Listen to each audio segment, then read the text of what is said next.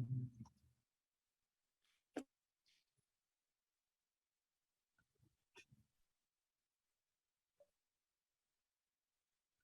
selamat siang bagi kita semua.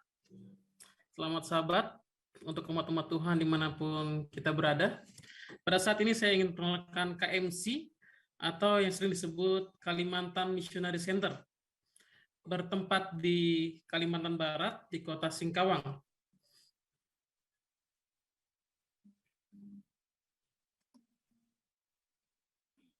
Slide selanjutnya.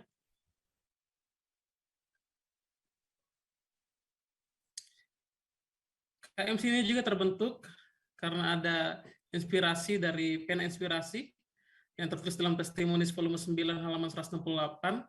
Kristus tidak lagi secara pribadi hadir di dunia ini untuk pergi ke kota-kota besar dan kota-kota kecil maupun desa-desa untuk menyembuhkan orang-orang sakit, tapi dia telah memberikan tugas kepada kita untuk melakukan pekerjaan pelayanan kesehatan yang telah dia mulai. Selanjutnya.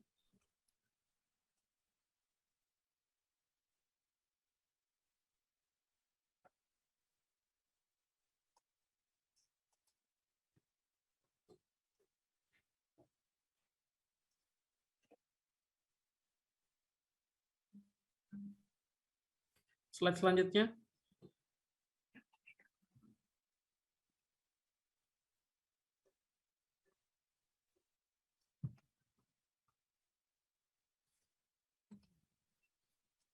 Dan ini adalah gambar-gambar foto yang melakukan kegiatan pemeriksaan kesehatan di kota Singkawang. Dan kutipan selanjutnya,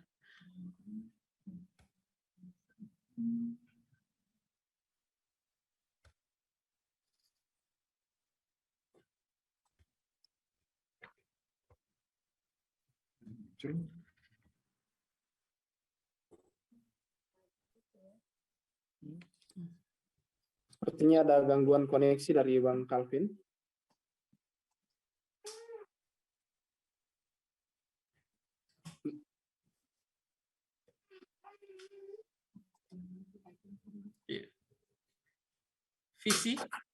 Visi KMC adalah menjangkau sesama dengan menyatakan kasih, kepedulian, dan kualitas hidup dari Yesus Kristus. Dan misi KMC, slide selanjutnya.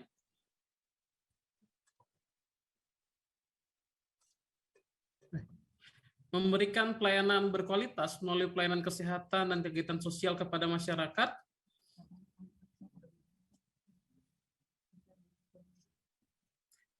Dan Health Expo juga yang pernah dilakukan di Kemenak. Lalu divisi pelayanan KMC kami bagi menjadi 3. Pertama adalah Wellness Care. Divisi ini melayani dalam kegiatan kesehatan. Lalu ada KMC Radio, melakukan radio streaming juga, lalu website, dan kegiatan media lainnya, seperti webinar-webinar ini. Lalu juga ada kegiatan gereja. Lalu Rumah Sakit Singkawang mempunyai beberapa kegiatan, yaitu ada Health Expo. Di Health Expo ini bisa melakukan cek gula darah, asam urat, kolesterol, tekanan darah, cek berat badan, lemak tubuh. Lalu juga ada Health Booth. Health Booth ini dilakukan biasanya di tempat keramaian seperti taman kota ataupun mall. Lalu seminar-seminar kesehatan seperti webinar yang sekarang kita lakukan, program rutin ataupun pembicara tamu. Lalu juga ada radio dan media. Lalu juga ada perawatan kesehatan yang dilakukan di lokasi wellness di Kota Singkawang, ataupun berkunjung ke rumah pasien-pasien. Dan juga kegiatan kampanye atau pawai-pawai kesehatan.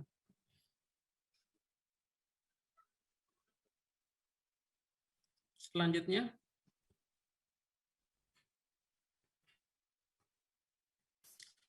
Dan di KMC Wellness juga kami menawarkan beberapa terapi seperti terapi pijat dengan beberapa manfaat yang ada seperti meredakan sakit otot, membantu tubuh mengeluarkan endorfin, ya, lalu membantu memperbaiki postur tubuh dan meningkatkan imunitas.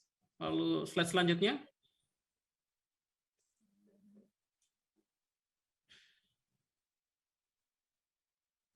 Dan juga kami melakukan hidroterapi khususnya steam bath. Dilakukan di wellness juga. Slide selanjutnya. Kami juga melakukan kegiatan 3D cleansing melalui jus terapi yang mempunyai beberapa khasiat. Yang pertama, membersihkan darah dari zat-zat toksik atau racun yang mengganggu tubuh. Lalu dengan jus terapi ini juga bisa memberi nutrisi yang lengkap pada tubuh. Dan yang ketiga adalah mengembalikan cita rasa lidah awal dengan kegiatan 3D cleansing.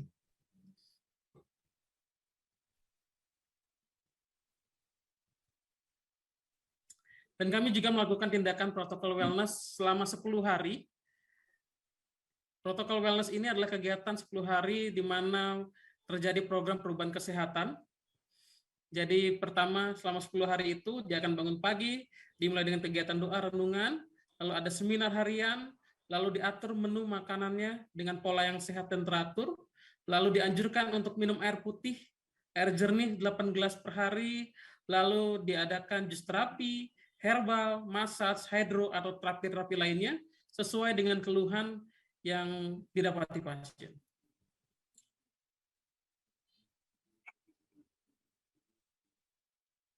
Dan ini adalah beberapa foto dalam kegiatan KMC melakukan bakti sosial Health Expo atau pemeriksaan kesehatan bekerja sama dengan Peniel Advent Tebas.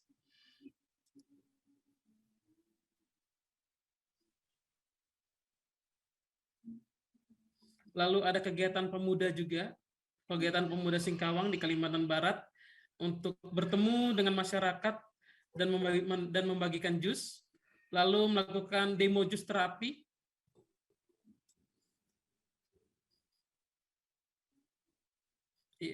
Lalu melakukan demo jus terapi untuk masyarakat, di mana masyarakat bisa belajar untuk membuat jusnya sendiri. Misalnya untuk asam urat, harus jus yang seperti apa yang dibikin, kandungannya yang bagaimana.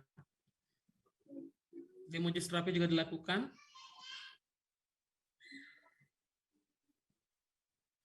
Dan ini menjadi kerinduan kita semua, ya, karena Rumah Sakit Singkawang adalah sebuah media pelayanan yang dapat digunakan oleh umat-umat Tuhan yang rindu untuk terlibat di dalam jangkauan pelayanan kepada sesama sebagai refleksi dari pernyataan Yesus bagi mereka yang belum mengenal kebenarannya.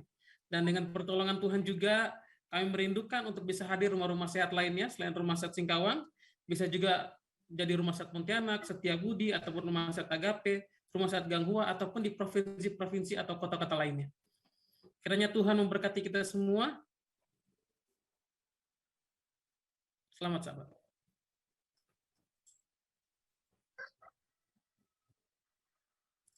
Dan bila ingin memberikan pertanyaan untuk konsultasi ataupun mau mengontak kami, silakan bisa di screenshot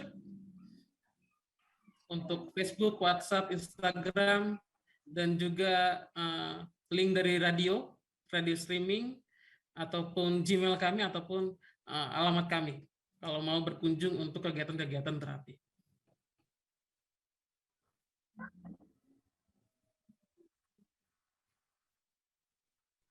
Kiranya Tuhan memberkati kita semua. Terima kasih. Baiklah, terima kasih Bang Calvin untuk perkenalan KMC.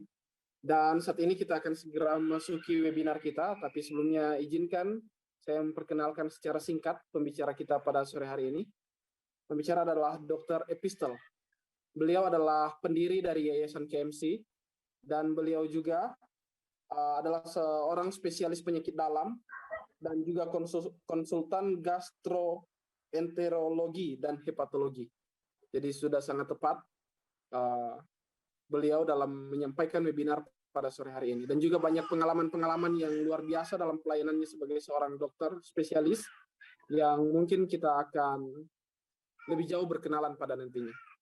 Saat ini kita akan langsung saja menyerahkan waktu dan kesempatan ini kepada Dr. Epistel untuk memulaikan webinar pada sore hari ini.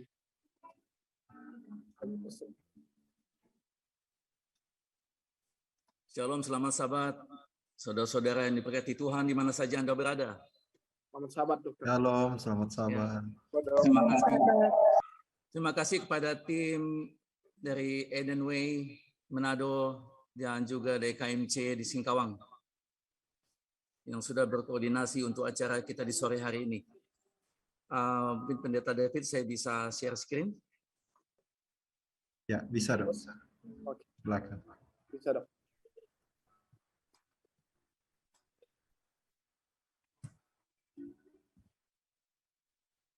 Which one? Oh, ini.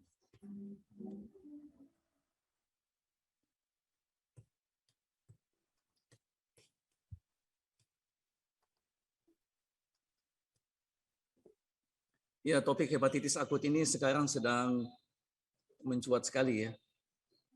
Jadi oleh karena saya adalah spesialis penyakit dalam, pasien-pasien saya pasien dewasa. Yang panik bukan orang tua terhadap anak-anak, yang malah pasien dewasa semua yang panik saat ini.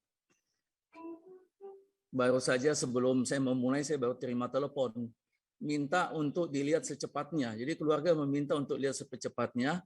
Pasien ini katanya sudah mulai kuning dia. Jadi takut sekali, jangan-jangan sudah arahnya ke gagal hati katanya. Saya bilang boleh nggak malam ini atau nanti besok pagi saja saya lihat. Jadi perawat sedang menginfokan ke keluarganya kalau boleh ditunggu sampai besok pagi. Dan juga ada juga baru 2 hari lalu ini pasien satu hepatitis SGT-nya semakin meningkat, jadi semakin panik dia. Ya pasien ini overweight juga ya, obesitas. Jadi mereka minta solusinya saya bilang mungkin harus didetoks itu Pak. Jadi yang kita pikirkan adalah penyebab peningkatan SGT oleh karena fatty liver. Jadi peradangan disebabkan oleh fatty liver di Bapak punya organ hati. Jadi di mana saya bisa detoks, dokternya? Ada di KMC sana. Di mana itu? Di Singkawang. Tidak ada Pak dokter yang paling dekat lagi, lebih dekat. Ada saya yang lebih dekat, tapi di Malang. Oh ternyata Pak Bambang pasiennya pilih Malang. Sudah 2 pasien memilih untuk ke Malang. Jadi secara tidak langsung sudah Healing Way Malang sudah saya promosikan di sini. Oke, topik kita di sahabat ini adalah hepatitis akut. Ya, hepatitis akut berat yang belum diketahui penyebabnya pada anak-anak. Judul yang paling terkenal itu kalau dibuka saat ini di internet ada Acute Severe Hepatitis of Unknown Origin in Children. Jadi mengapa disebut of unknown origin? Oleh karena hepatitis ini tiba-tiba mencuat saja. Pertamanya di Inggris, kemudian sudah lebih dari 20 negara melaporkan ke WHO akan situasi yang sama. Jadi ini adalah laporan dari WHO di tanggal 15 April. Jadi hepatitis akut yang tidak diketahui penyebabnya yang terjadi di Inggris. Pada tanggal 5 April WHO diinformasi tentang 10 kasus hepatitis akut pada anak-anak yang di bawah usia 10 tahun di Skotlandia. Ini adalah laporan pertamanya. Usia mereka 11 bulan sampai 5 tahun. Nah, 9 anak ini mengalami gejala awal pada Maret 2022. 1 anak memiliki gejala pada Januari 2022. Ya, dan gejalanya sama. Anak-anak ini awalnya mengalami diare, muntah, sakit perut, kemudian mulai kuning. Jadi mata dan kulitnya mulai kuning. Nah, 3 hari kemudian langsung dilaporkan 74 kasus di seluruh Inggris. Ya. Dan dari 74 ini 6 anak sudah menjalani transplantasi hati ya. Beruntung di sana mereka mempunyai teknologi dan human resource yang sangat baik ya. Transplantasi anak bisa dijalankan. Dari 74 kasus tidak ada kematian. Nah, mereka tidak menemukan adanya hepatitis A, B, C, dan E. Ya. Umumnya kalau akut hepatitis adalah hepatitis A dan E tentunya ya. Hepatitis E ini adanya biasanya di India. Nah, hepatitis banyak warga India di Inggris. Jadi mereka tekankan sekali kemungkinan hepatitis E, tapi tidak ada. Dari 16% kasus ini terdeteksi positif coronavirus. Dan 3/4 daripada kasus anak-anak ini positif adenovirus. Ya, tipenya tipe F41. Nah, pada 3 Mei sudah ada 163 kasus di sana. Umumnya anak-anak di bawah 10 tahun. Dan gejala awalnya sama, muntah, diare, nyeri perut, dan mata mulai kuning. Dan SGOT, SGPT-nya di atas 500. Nah, setelah lebih dari seminggu kemudian WHO juga mulai mengeluarkan laporan tentang hepatitis akut yang parah pada anak-anak dari beberapa negara lainnya. Nah, ini 21 April sudah ada 169 kasus dilaporkan oleh WHO. Ya, tetap paling banyak di Inggris. Kemudian ada juga negara yang lain di sini ya, seperti Israel, Spanyol, umumnya negara-negara maju ya. Usia mereka 1 bulan sampai 16 tahun. Nah, 17 anak itu dari 169 kasus ini sudah menjalani transplantasi hati. Nah, dengan 1 kematian. Gejalanya sama juga dilaporkan oleh setiap negara ini. Anak-anak itu mengeluh sakit perut, kemudian diare, muntah, dan peningkatan SGOT-SPT-nya di atas 500. Dan juga anak-anak ini semuanya jaundice atau kuning. Jadi mata dan kulitnya kuning. Nah, hampir semua kasus tidak ada demam. Anak-anak ini juga ya, anak-anak kecil, masih kecil, tidak ada riwayat perjalanan. Ya. Dan adenovirus terdeteksi pada 74 kasus. 18 kasusnya positif adenovirus tipe F41. Ya. Jadi adenovirus 41 ini menjadi yang sedang difokuskan pada saat ini. 20 kasus terdeteksi coronavirus. Jadi ternyata coronavirus ini juga menyebabkan peningkatan daripada SGOT-SPT. Dan 19 kasus adanya koinfeksi. Ya, positif corona ya, dan positif juga adenovirus.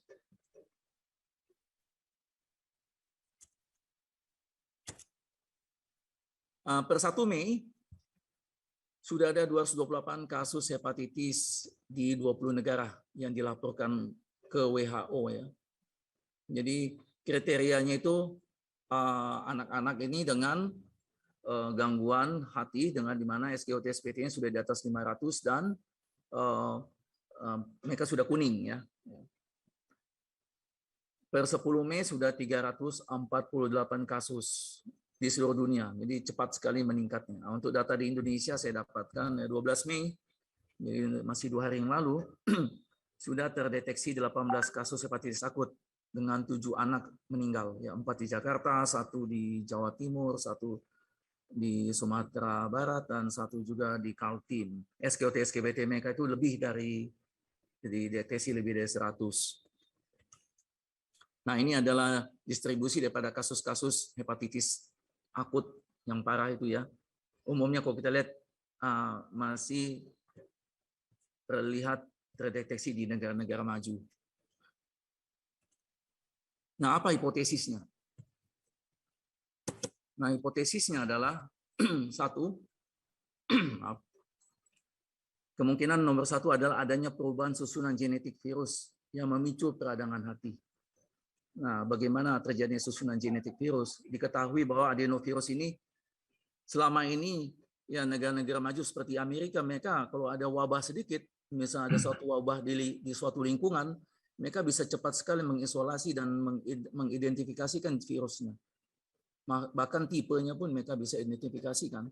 Nah, kali ini dengan adenovirus tipe 41 yang biasanya tidak memicu peradangan hati, terjadi. Makanya disebut suatu yang misterius. Nah, kemungkinan mereka pikirkan adanya suatu perubahan susunan genetik pada virus ini. Yang kedua, hipotesis kedua adalah pembatasan yang diberlakukan selama pandemi ini menyebabkan anak-anak kecil pertama kali terpapar adenovirus. Ya kan, oleh karena mereka sudah tidak ke sekolah, mereka tidak jalan ke sana sini. Nah, sekarang sesudah pandemi ditiadakan, anak-anak ini mulai masuk kelas, mulai berkumpul, dan di sini mereka pertama kali terpapar adenovirus ini. Sehingga anak-anak yang anak-anak tertentu ya, begitu terpapar virus ini, mulailah respon kekebalan tubuh mereka tuh ya responnya lebih daripada anak-anak yang lain. Jadi responsnya lebih kuat. Ya, dunia kedokteran sudah mengetahui anak-anak atau dewasa pun yang terinfeksi virus, biasanya SGOT-SPT mereka cukup meningkat, walaupun tidak bermakna ya. Ya, ada yang meningkat 2 kali, 3 kali, ya. Tapi jarang sekali meningkatnya sampai puluhan kali. Ya. Jadi kalau di atas 500 itu artinya peningkatannya sudah di atas 10 kali lipat. Nah, yang hipotesis ketiga ini adenovirus hampir menghilang selama wabah COVID. Nah, sekarang kembali melonjak. Dan hipotesis yang keempat ini infeksi COVID menjadi pemicu masalah pada hati bersama dengan adenovirus. Jadi dua ini koinfeksi, ya. Oleh karena adanya adenovirus bersamaan dengan adanya coronavirus, maka dua virus ini bisa menyebabkan peradangan pada hati. Itu masih hipotesis. Ini ada slide yang saya dapatkan dikirim oleh teman dari Kementerian Kesehatan. Nah, 15 April itu sudah ditetapkan sebagai kejadian luar biasa oleh WHO. Jadi hepatitis akut berat ya yang belum diketahui penyebab ini dianggap sebagai suatu kejadian luar biasa, KLB di seluruh dunia. Dan di Indonesia dilaporkan pada tanggal 16 dan 30 April itu ya, sudah ada ada kasus kematian di Indonesia. Nah, apa saja gejala awal? Adenovirus ini yang tipe 41 ini adalah enteric ya, enteric adenovirus. Jadi virus ini lebih menyebabkan infeksi pada saluran cerna. Makanya anak-anak ini yang dilaporkan semuanya mengeluh mual muntah, diare, demamnya ringan. Ya, kalau saluran cerna biasa begitu. Kalau saluran nafas itu lebih demam ya, demam lebih tinggi. Nah, kemudian kalau sudah sampai ke gejala lanjut, nah itu sudah lebih berat ya. Ini peradangan hatinya sudah lebih berat ini ya. Ini kalau sudah, apalagi kalau air seninya sudah warna pekat seperti teh dan BAB-nya warna putih pucat. Nah ini kita bilang ini biasanya SGOT-SPT udah ribuan ini. Kemudian warna mata dan kulit sudah menguning ya. Bilirubin di dalam tubuhnya sudah meningkat sekali ya. Kemudian ada gangguan pembekuan darah ya, kita mengetahui bahwa faktor pembekuan darah itu semua diproduksi oleh liver kita. Nah, sudah ada mulai gangguan bisa diperiksa oleh pemeriksaan lab. Nah, kemudian kalau sudah mulai kejang artinya sudah ada tanda-tanda ensefalopati. Kesadaran menurun itu juga tanda-tanda ensefalopati. Nah, kalau sudah tanda-tanda ensefalopati ini artinya kondisinya sudah berat. Nah, ini yang tidak diharapkan. Nah, bagaimana cara mencegah anak dari hepatitis akut ini? Ya. Nomor 1, tetap rutin cuci tangan dengan sabun. Pastikan makanan dalam keadaan matang dan bersih. Kemudian tidak bergantian alat makan dengan orang lain. Hindari kontak dengan orang sakit. Dan menjaga kebersihan rumah dan lingkungan. Nah, ini lebih kepada untuk kebersihan saluran cernanya. Sedangkan saluran nafas, kita mengetahui bahwa kebanyakan adenovirus ini menyebabkan infeksi saluran nafas. Begitu juga infeksi ini, mata ya, konjungtivitis, selain infeksi saluran cerna ini.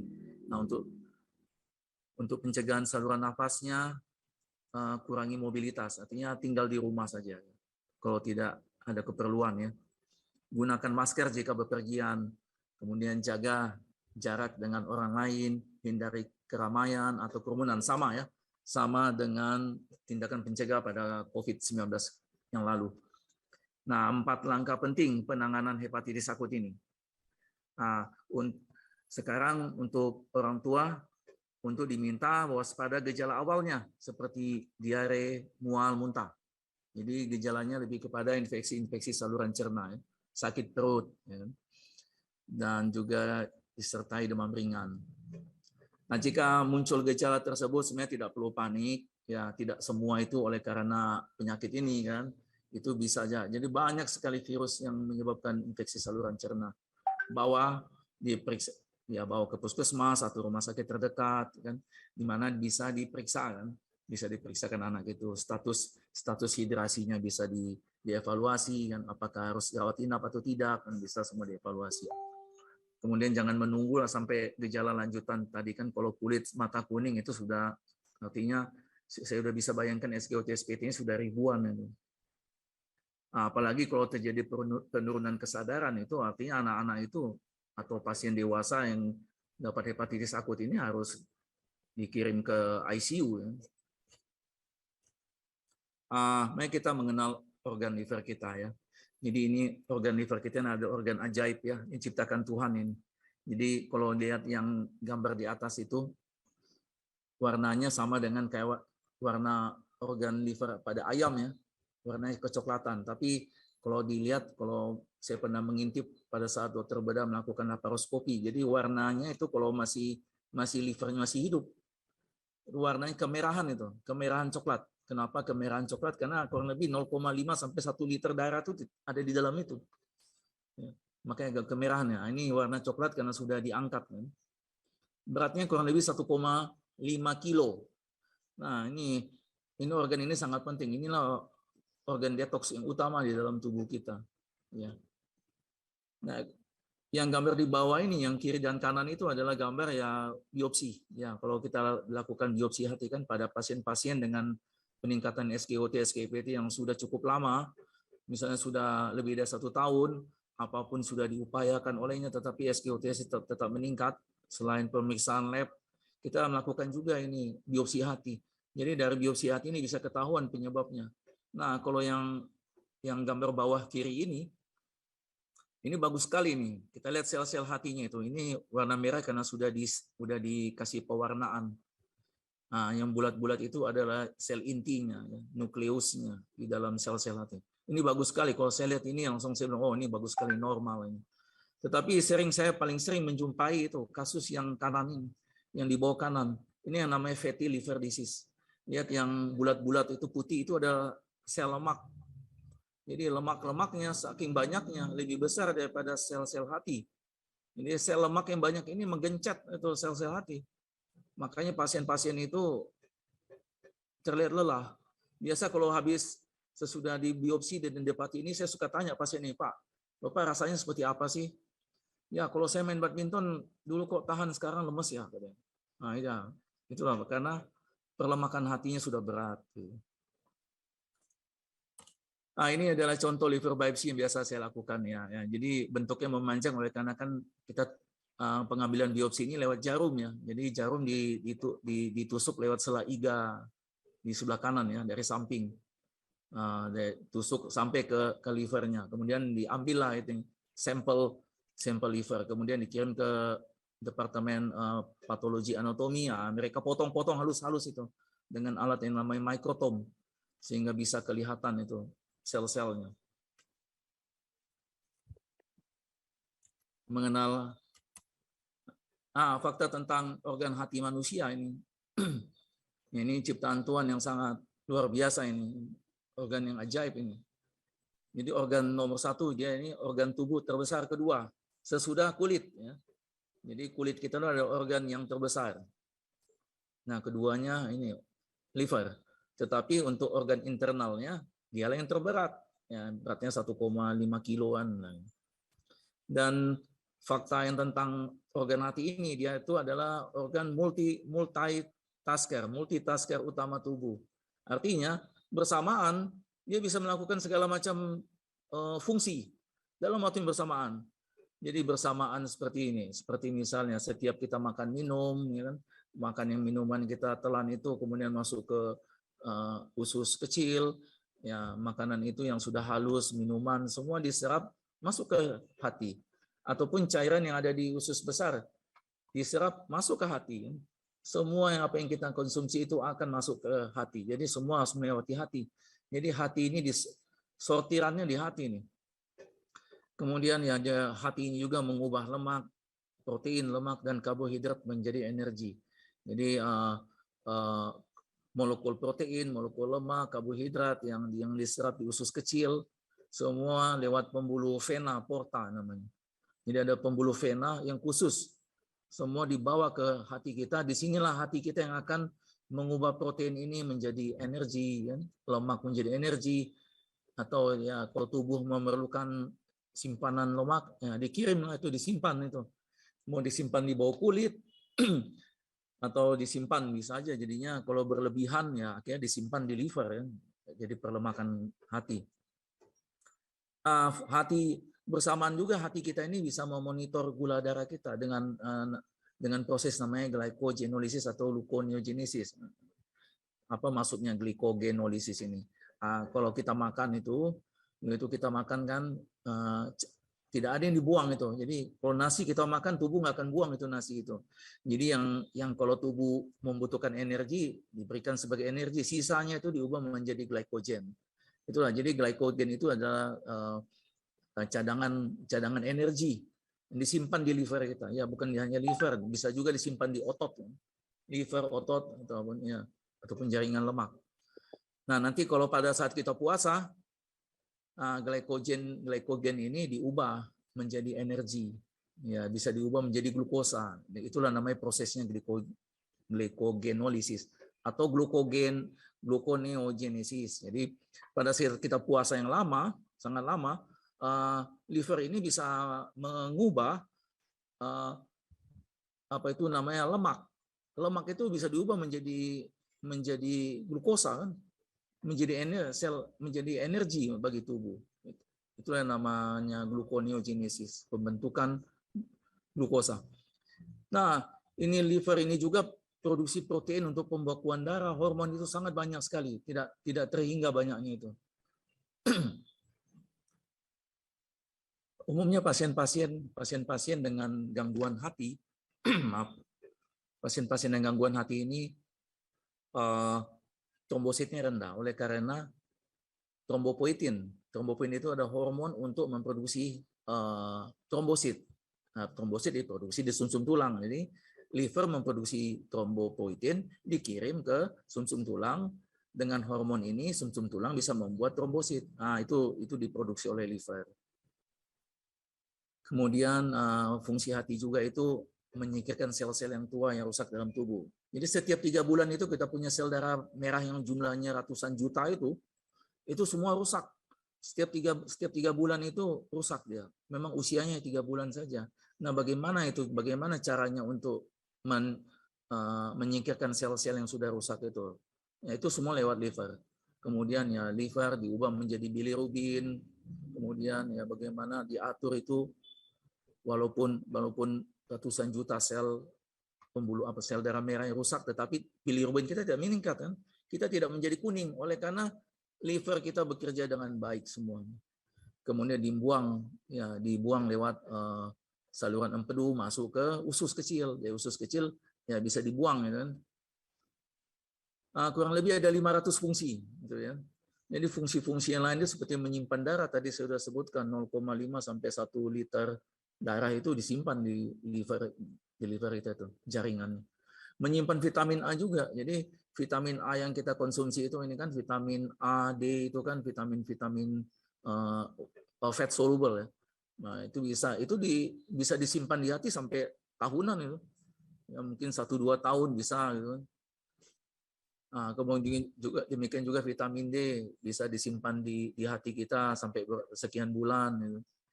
Jadi vitamin B12 bisa juga disimpan oleh hati kita udah sampai sekian bulan atau tahun. Vitamin K juga itu.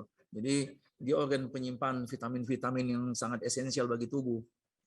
Zat besi juga, dan juga dia membersihkan darah kita.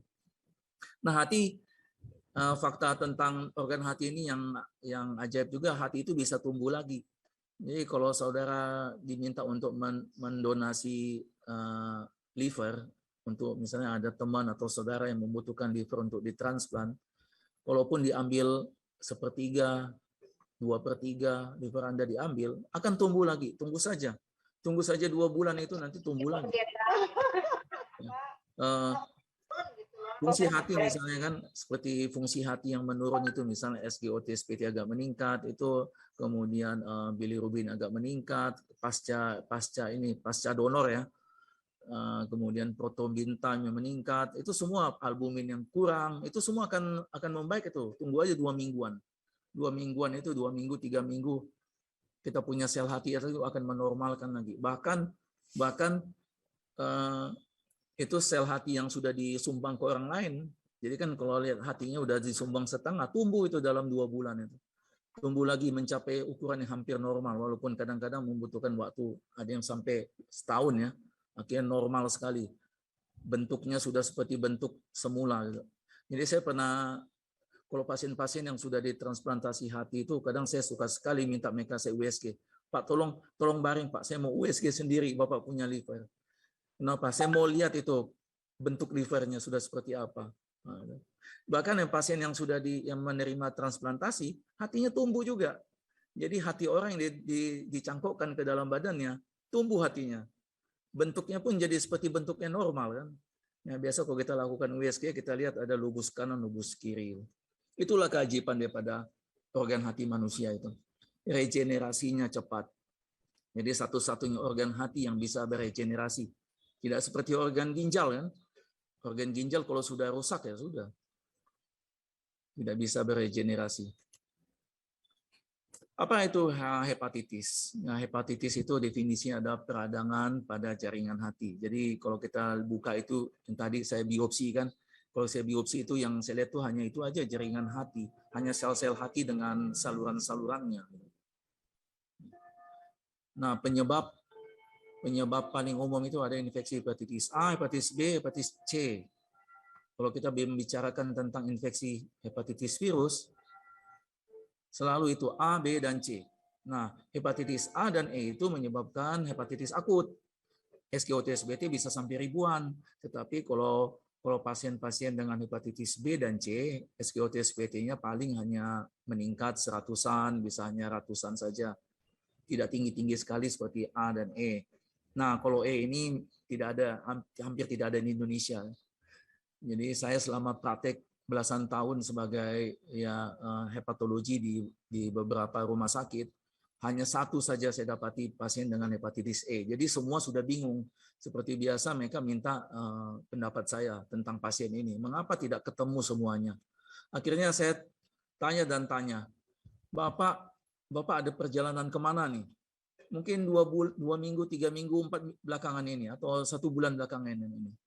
Oh saya ada perjalanan ke India. Oh kalau gitu kemungkinan dapat hepatitis E. Mari kita periksakan hepatitis E. Nah, di Indonesia karena nggak pernah diperiksakan hepatitis E, ini hasilnya baru ada nanti. Jadi darah yang diambil dari pasien itu dikirim ke luar negeri dulu. Kemungkinan ya mungkin dikirim ke Singapura sana karena banyak warga India ya. Jadi dikirim ke Singapura nanti laporannya setelah 2 minggu atau. Nah ternyata pasien ini positif E. Itulah kasus hepatitis E pertama yang saya temui. Nah, kalau B dan C itu menyebabkan hepatitis kronis. Kalau A dan E tidak menyebabkan hepatitis kronis. Jadi A dan E itu hanya sampai sebatas akut, kemudian pasiennya sembuh, selesai. Kalau B dan C harus dikasih pengobatan jangka panjang. Nah, C sekarang sudah ada obatnya, pengobatan jangka pendek, tapi B pengobatannya bisa saja bertahun-tahun, bahkan banyak pasien yang harus mengkonsumsi obat itu seumur hidup. Kalau tidak mengkonsumsi obat itu, maka livernya menjadi sirosis, kemudian mendapatkan kanker hati. Selama pasien ini mengkonsumsi obat itu seumur hidup, ya resiko kanker hatinya sangat kecil. Nah, bagaimana hepatitis D? Kan belum ada yang tahu tentang D. D itu hanya terjadi kalau ada hepatitis B. Jadi D itu hanya muncul kalau pasien ini ada hepatitis B kronik saja. Jadi kalau hanya sendiri hepatitis D itu tidak akan terjadi. Semua pasien juga dengan hepatitis selalu kita tanya-tanya apa? Pertama kalau laki-laki minum alkohol, ya kan? Riwayat minum alkohol, riwayat minum mungkin ada jamu-jamu yang dia minum kan, obat-obatan, mungkin ada narkoba. Selalu kita tanyakan itu. Nah, kalau semua tidak ketemu ya, semua dia dilakukan apapun tidak ketemu, kita mulai melakukan pemeriksaan untuk ini kelainan genetik ya, seperti hemokromatosis. Nah, pasien-pasien ini selalu kita ya lakukan tes fungsi hati, karena tes fungsi hati itu kan ada yang basicnya SGOT, SGPT, bisa gamma GT atau alkalin fosfatase kan. Itu lalu bilirubin, albumin, itu namanya tes fungsi hati. Bisa juga tambahkan itu namanya prothrombin time. Nah, kalau tidak ketemu masalahnya, sudah setahun lebih kok selalu meningkat, kita udah tes ini tes itu ya, kita lakukan biopsi hati. Ya. Dimanapun pasien ini harus dipantau apa yang sudah terjadi dengan biopsi hati. Nah, tadi sudah ada fotonya saya tunjukin. Nah, kalau pasien ini setiap saya lakukan USG. Biasa pasien-pasien dengan hepatitis B kronik, C kronik itu kita lakukan USG. Jadi kan umumnya kalau pasien dengan penyakit liver kronik, permukaan livernya udah nggak licin lagi, nggak mulus, permukaannya tidak rata.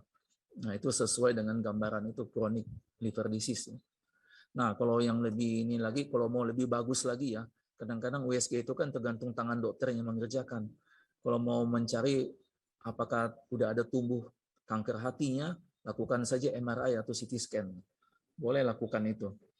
Kalau saya lebih memilih MRI karena tidak ada radiasi. Jadi setiap tahun pun ada pasien yang minta karena takut kanker hati tumbuh, dia lakukan MRI setiap 6 bulan. Saya bilang, tidak masalah, kan tidak ada radiasinya. Apa beda antara akut dan kronik hepatitis? Nah, kalau untuk penyakit hepatitis ini, terlebih B dan C, kalau umumnya kita tunggu kalau pasien-pasien ini kita ketahui menderita hepatitis B atau C akut, kita tunggu sampai 6 bulan. Kalau masih sampai 6 bulan atau lebih dari 6 bulan masih saja tidak ada perubahan, jumlah virusnya tetap tinggi, baru kita kategorikan sebagai chronic hepatitis. Nah, apa yang dimaksud dengan acute liver failure ini? Nah, acute liver failure itu adalah hepatitis akut berat yang terjadi kurang dari 26 minggu dengan gejala penurunan kesadaran dan gangguan fungsi sintesis hati. Jadi umumnya pasien-pasien ini hanya dalam hitungan sekian bulan sudah terjadi ini. Jadi saya sudah lihat ada beberapa kasus di sini ya. Awalnya saya pun tidak menduga tiba-tiba keluarga datang yang menyatakan bahwa keluarga ini sudah meninggal. Nah, itulah hepatitis akut yang terjadi. Ya. Ada yang hitungan paling cepat saya lihat dalam 2 minggu, 3 minggu itu. Ada yang 2 mingguan. Akut liver failure. Ada yang juga butuh beberapa bulan. Nah, kemudian fulminan. Apa maksudnya dengan fulminan liver failure? Jadi fulminan ini sama dengan akut liver failure. Ya, kalau pasien itu tiba-tiba cepat sekali kuningnya, apalagi bilirubinnya sangat tinggi, ya biasanya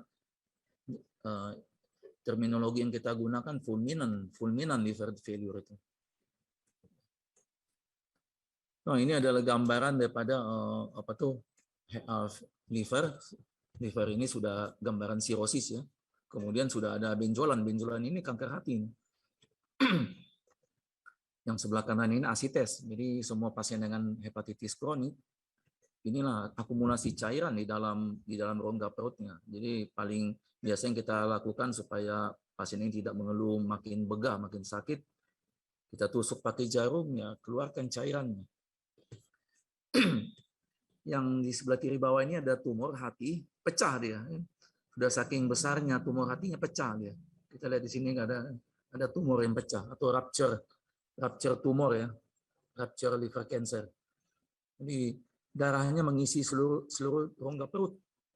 Jadi kasihan sekali pasien-pasien ini sudah dapat kanker hati, kemudian harus dioperasi lagi. Untuk kadang harus diangkat, harus dipotong bagian liver yang ada kanker yang sudah pecah itu. Dan yang paling sering ditemui itu namanya hematemesis. Hematemesis itu adalah muntah darah. Jadi pasien-pasien ini muntah darah oleh karena varisesnya. Jadi pasien-pasien dengan hepatitis B, hepatitis C, kita selalu beritahu mereka. Nanti mereka harus, kalau mereka melihat ada darah di ludahnya, kemudian ada sedikit muntah darah atau warna fesesnya hitam, yang kita pikirkan itu adalah pecah pembuluh darah varises di esofagus ataupun varises yang ada di lambung pecah. Maka pasien itu muntah darah. Nah, itu harus segera dilakukan tindakan endoskopi. Apa saja penyebab peningkatan enzim ini? Jadi setiap pasien ya, saya tahu pasien anak, kalau pasien anak yang dirawat di rumah sakit, pasien dewasa yang di rumah sakit, semua kalau masuk, apalagi dengan demam-demam, sakit perut, kita periksakan itu fungsi hatinya. Ya, fungsi hati paling basic itu SGOT, SGPT. Kalau sudah mulai meningkat SGOT, SPT-nya, selalu step pertama itu periksakan hepatitis A, hepatitis B, dan hepatitis C. Nah, kalau E kita hampir tidak pernah kita periksakan di Indonesia. Nah, kemudian umumnya pasien ini pasien ini ditanyakan juga obat-obatan seperti paracetamol yang dia minumnya, atau pasien-pasien lebih tua kan oleh karena penyakit jantung, stroke, mereka suka diberikan statin ya, sedikit kolesterol tinggi, dokter-dokternya langsung kasih aja obat anti kolesterol. tidak tahu obat anti kolesterol tersebut bisa menyebabkan gangguan hati. Nah, paracetamol juga jangan terlalu sering-sering diberikan.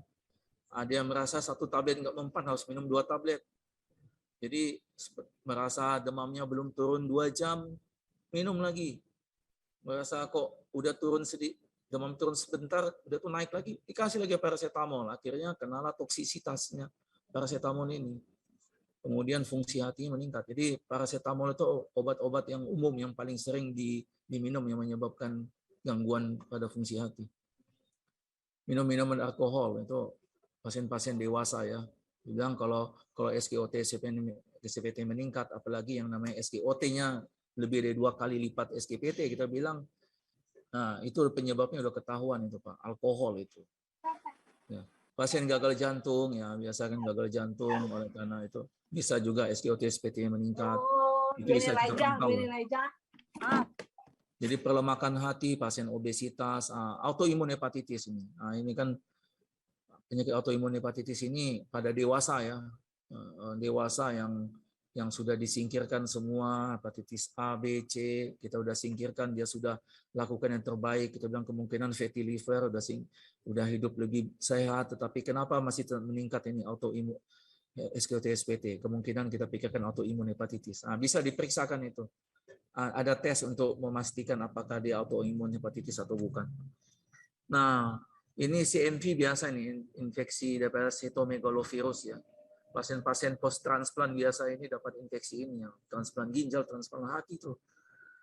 Lalu Epstein-Barr virus itu masuk umum itu. Kalau di negara 4 musim sering ini mononukleosis itu. Jadi radang tenggorokan disebabkan oleh virus ini. Nah, sayang ini tidak ada obatnya. Kalau CMV ada obatnya.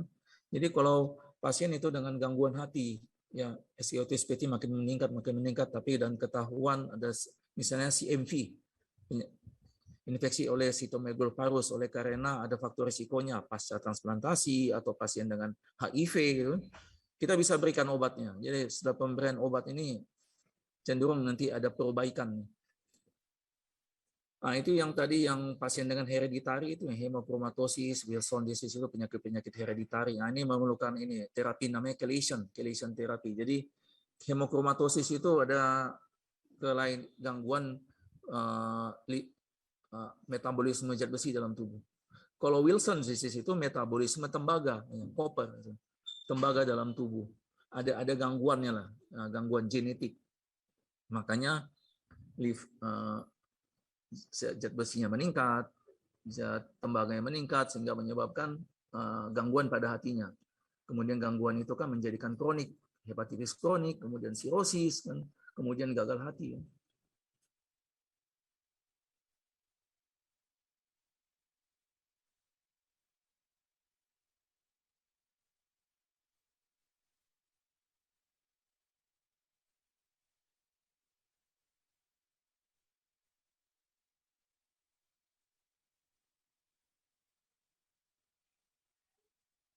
Kita tunggu sebentar, mungkin dokter ada gangguan sinyal.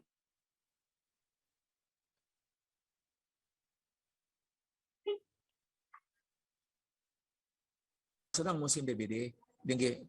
Mas, selalu kita cek hepatitis SGOT SGPT. Halo? Oke, sudah dok. Bisa ya? Oke. Pasien-pasien yang dirawat dengan demam berdarah itu biasa kita melihat peningkatan daripada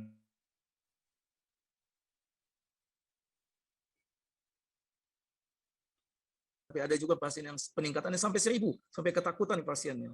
Jadi biasanya pasien-pasien ini minta, kenapa bisa begitu katanya? Nah, kemungkinan satu awalnya dia ada hepatitis, mungkin awalnya sudah ada perlemakan hati, sudah ada gangguan hati dari awalnya, kemudian terinfeksilah virus ini, makanya fungsi hatinya demikian tingginya. Nah, lihat ini, kalau virus-virus ini banyak sekali ini kita lihat kan, semua umumnya virus ini menyebabkan peningkatan fungsi hati.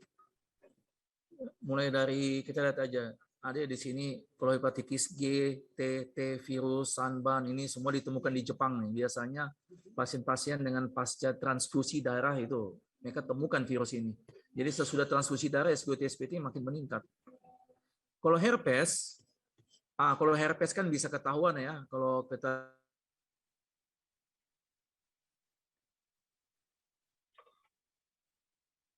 kulit, kemudian ada peningkatan ini, kita bisa bilang, oh ini peningkatannya oleh karena herpes. Dengan pemberian obat anti herpesnya kan, antivirus itu biasanya terbantu. SGOT-SPT bisa menurun. Itu. Ini nggak ada kan? Belum. Jauh. Kemudian ini Epstein-Barr virus tadi saya katakan itu biasanya 11% pasiennya jadi ini kuning gitu. Nah, pasien-pasien yang pasca transplantasi itu kan, yang positif cytomegalovirus, setelah kita berikan obat valciclovir ya, biasa obatnya namanya valciclovir, ada perubahan, jadi membaik fungsi hatinya itu. Nah, kita lihat di sini ada namanya Marburg virus. Mudah-mudahan ini jangan terjadilah di tempat kita, itu mengerikan ya. Ebola virus, ini virus-virus yang mematikan ya. Nah, kemudian adenovirus. Nah, ini virus yang didapati penyebab daripada hepatitis akut di saat ini. Nah, Coxsackie. Jadi Coxsackie ini saya lihat nih tadi pagi kebetulan waktu saya keluar rumah, saya lihat di lantai ada kompas. Saya baca itu hanya sekilas saja dulunya. Rupanya Coxsackie virus itu sudah mulai mewabah di Indonesia, menyebabkan penyakit mulut dan kuku ya. Penyakit virus mulut dan kuku itu yang nama Coxsackie virus. Nah, cuma kan pada sapi kan penyakit mulut dan kuku. Hanya sapi kan kita nggak periksakan dia punya SGOT, SGPT kan. Kalau diperiksakan itu pasti tinggi sekali itu. Nah, ini adalah gambaran adenovirus di bawah mikroskop, elektron mikroskop ya. Nah, kalau kita lihat itu yang di sebelah ini ya, kiri atas itu. Inilah adenovirus itu. Nah, kalau dalam kartunnya bentuknya itu banyak sisi. Jadi banyak sisi di polihedral ya. Itu. Bentuknya itu. Jadi beda sama coronavirus. Kalau coronavirus itu kan bulat ya, atau istilahnya spherical bulatnya. Ini gambaran kartunnya tuh memang dibuat seperti ini, bentuknya bulat dibanding dengan polihedral ya. Polihedral ini banyak sisinya, itu virus adeno saat ini. Nah, bagaimana dengan virus-virus seperti flu burung yang kemarin itu, bird flu? Ya, kalau bird flu itu kan secara morfologinya bentuknya bulat dia, jadi spherical. Jadi yang virus itu biasanya kita lihat aja bentuk-bentuknya. Ada yang polihedral, banyak sisi, ada yang bulat itu spherical. Lalu ada yang bentuknya seperti helikal juga, helikal. Jadi seperti spiral ya. Ada juga virus yang bentuknya kompleks. Jadi seperti ada kaki, ada badan gitu. Itulah model-model virus itu. Ya, rata-rata seperti 4 itulah modelnya. Nah, inilah adenovirus yang diduga menjadi penyebab daripada hepatitis akut saat ini. Jadi adenovirus itu banyak sekali. Yang sudah teridentifikasi itu ada lebih dari 50. Jadi negara maju seperti Amerika itu kan mudah sekali mereka mengisolasi dan mengidentifikasi virus-virus ini. Mereka mempunyai segala sumber dayanya. Jadi kalau ada suatu komunitas ada flu, tiba-tiba dapat flu, tiba-tiba kok pada sakit matanya merah, kok tiba-tiba semua pada diare, ya mereka bisa dapat ini cepat sekali mengisolasi dan mengumumkan penyebabnya. Jadi kalau namanya adenovirus 3, 4, dan 7 itu biasanya menyebabkan infeksi saluran nafas akut. Yang terberat itu kalau tipe 7. Jadi virus-virus itu juga ada virus yang lebih benign ya, lebih lunak, menyebabkan gejala lebih ringan. Ada juga jenis virus yang menyebabkan gejala lebih berat. Nah, adenovirus 14 itu diketahui menjadi penyebab wabah katanya infeksi saluran napas pada anggota militer di Amerika dengan keluarganya. Itu sejak tahun 2007. Nah, itu kan hasil isolasi mereka. Kemudian adenovirus ini ada yang 8, 19 dan ya 53, 54. Nah, ini penyebab kasus konjungtivitis. Kemudian adenovirus 40 dan 41. Ini penyebab infeksi saluran cerna pada anak-anak. Jadi yang infeksi menyebabkan hepatitis akut ini adalah adenovirus 41. Nah, makanya anak-anak itu umumnya keluhannya mual, muntah, diare, sakit perutnya. Oleh karena mereka terinfeksi adenovirus 41 ini. Nah, untuk saat ini himbauan untuk semua petugas kesehatan, ya perawat, dokter di Amerika ya. Jadi oleh CDC Jadi CDC itu badan yang menangani penyakit infeksi di sana. Jadi nomor 1 itu anggap adenovirus sebagai penyebab infeksi saluran napas atas dan bawah untuk saat ini. Jadi kalau infeksi saluran napas atas maksudnya ya seperti flu lah ya, batuk pilek itu kan masih atas. Nah kalau infeksi saluran napas bawah itu pneumonia, seperti virus corona kemarin itu kan pneumonia. Nah, jadi sekarang kalau ada pasien-pasien sudah mulai banyak terkena infeksi saluran napas ini, sekarang malah bukan corona lagi nih, sudah dianggap adenovirus. Nomor 2, melaporkan jika ada klaster penyakit seperti batuk pilek atau infeksi mata. Ya, konjungtivitis paling sering penyakit adenovirus ini. Kemudian yang 3 itu upaya pencegahan wabah dengan surveillance aktif. Jadi mengisolasi pasien yang sakit, isolasikan semua yang udah dapat batuk pilek itu. Kemudian kalau bisa meniadakan jam besuk. Jadi kami sudah pengalaman 2 tahun ini. Tiba-tiba sekarang sudah mulai dilonggarkan, ya, meniadakan jam besuk atau kurangi pasien yang besuk ke rumah sakit. Kemudian pantau petugas rumah sakit yang sakit, perawat, dokter yang sakit dipantau. Kemudian kalau ada yang sakit mereka diisolasi mandiri di rumah. Ya, gunakan hazmat, jadi hazmat tidak pernah putus-putusnya. Sekarang sering cuci tangan, kemudian sanitasi peralatan rumah sakit yang lebih sering. Ya. Nah, bagaimana cara sederhana untuk menjaga kesehatan liver Anda? Ya, biasa pria-pria kita selalu bilang kalau mereka bertanya, hindari konsumsi alkohol. Kemudian perhatikan obat-obat yang dikonsumsi, ya. Ya, jangan, kalau obat tidak jelas jangan diminum-minum, harus obat yang diketahui keamanannya lah kalau mau diminum. Begitu juga dengan jamu herbal, ketahui dulu apakah itu aman atau tidak. Kemudian cegah hepatitis B dengan mendapatkan vaksin hepatitis B. Biasanya ya memang anak-anak kita anjurkan diberikan vaksin hepatitis B. Anak-anak, kenapa? Karena anak-anak itu kan ya biasa kadang-kadang sikat gigi orang tuanya dipakai, orang tuanya ada hepatitis, tidak tahu kan? Anak-anak itu bisa dapat. Nah, kalau untuk diketahui kalau bayi yang lahir dari ibu yang ada hepatitis B itu lebih dari 90% bayi itu menjadi kronik. Jadi hepatitis kronik. Dan umumnya bayi-bayi itu di usia 30-an, sesudah besar usia 30-annya meninggal oleh karena sirosis atau kanker hati. Nah, kalau masa kanak-kanak terpapar hepatitis B, lebih dari 50% yang menjadi kronik. Nah, kalau dewasa seperti kita gini yang sudah dewasa terinfeksi hepatitis B, lebih dari 90% itu ini sembuh. Jadi hanya kurang sangat sedikit yang akhirnya mendapat kronik hepatitis. Jadi ada pasien-pasien yang datang dengan hepatitis B akut, kadang-kadang dia tidak tahu juga bagaimana cara dapatnya. Biasanya kita bilang tenang aja Pak, lebih dari 90% sembuh kok kalau dapatnya di usia dewasa. Nah, ibu hamil itu idealnya diberikan vaksin hepatitis B atau wanita yang rencana hamil. Kenapa? Kadang-kadang kan pada saat kehamilan kita tidak tahu melahirkan, kehilangan darah banyak, harus ditransfusi. Ya, untuk keamanan ya, untuk keamanan diberikan vaksin hepatitis B. Kemudian jangan meminjamkan barang pribadi seperti sikat gigi, pisau cukur. Nah, hepatitis B dan C ini kan penularannya lewat serum, darah, cairan tubuh. Jadi kalau ada tersisa itu darahnya ada mengandung hepatitis B atau C di sikat giginya atau pisau cukur, kemudian dipakai lagi ya kena hepatitis B-nya masuk.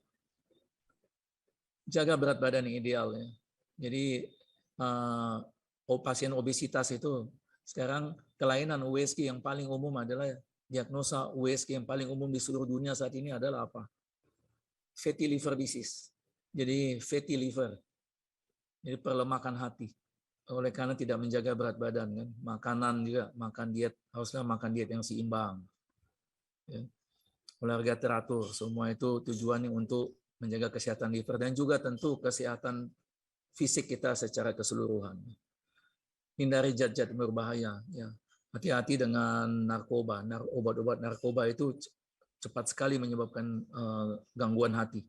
Ya, kuat sekali. Lalu cuci tangan. Ya, cuci tangan itu membantu menghindari adenovirus, kan, coronavirus atau virus-virus yang lainnya. Dan juga ya hepatitis A, hepatitis E ini bisa dikendalikan dengan sering cuci tangan. Kemudian ya tidak ada salahnya kita periksa fungsi hati kita setiap 6-12 bulan ya. Jadi kalau fungsi hati kita saat ini normal ya nggak ada salahnya 6 bulan lagi kita cek lah kan. Kan orang paling sekarang senang sekali periksa darahnya. Biasanya mereka care tentang kolesterolnya kan. Nah, mereka mau pantau terus kolesterolnya. Boleh pantau juga sekalian fungsi hatinya. Saya rasa ini slide terakhir saya. Kita akan tiba pada acara tanya jawab. Selamat sahabat. Terima kasih. Mudah-mudahan ini sangat membantu, bermanfaat bagi kita semuanya. Amin. Amin. Terima kasih banyak, Dok. Tentunya sudah banyak pemahaman baru yang kami boleh dapatkan, dan sudah pasti saya lihat sudah banyak pertanyaan yang timbul baik di kolom chat maupun banyak orang yang rindu ingin bertanya. Dari kami sendiri pun punya banyak pertanyaan, tapi kita akan mulaikan sesi tanya jawab dengan pertanyaan-pertanyaan dari peserta yang hadir. Tapi sebelumnya kita akan mengikuti promosi Media Missionary Training yang akan dibawakan oleh Pendeta Glenn. Dipersilahkan dari Eden Way.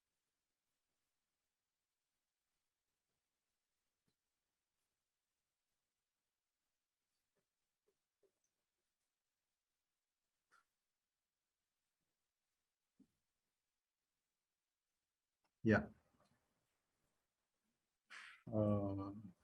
Baik, selamat sore semuanya.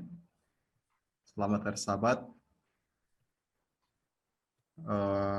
Kami ucapkan banyak terima kasih kepada Dr. Epistel yang sudah membawakan materi. Dan sebelum kita masuk pada sesi tanya jawab, kami akan mensosialisasikan satu program yang akan kami buat dalam waktu dekat, yaitu Media Missionary Training. Oke. Kenapa kami membuat pelatihan ini?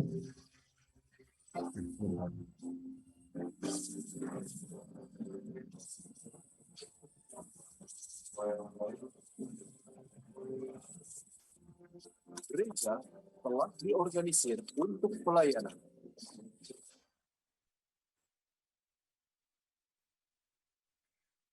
Ya, jadi kenapa kami membuat pelatihan ini? Karena ada beberapa kegiatan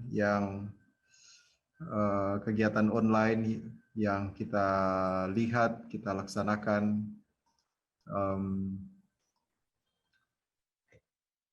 Kami perhatikan bahwa tidak terlalu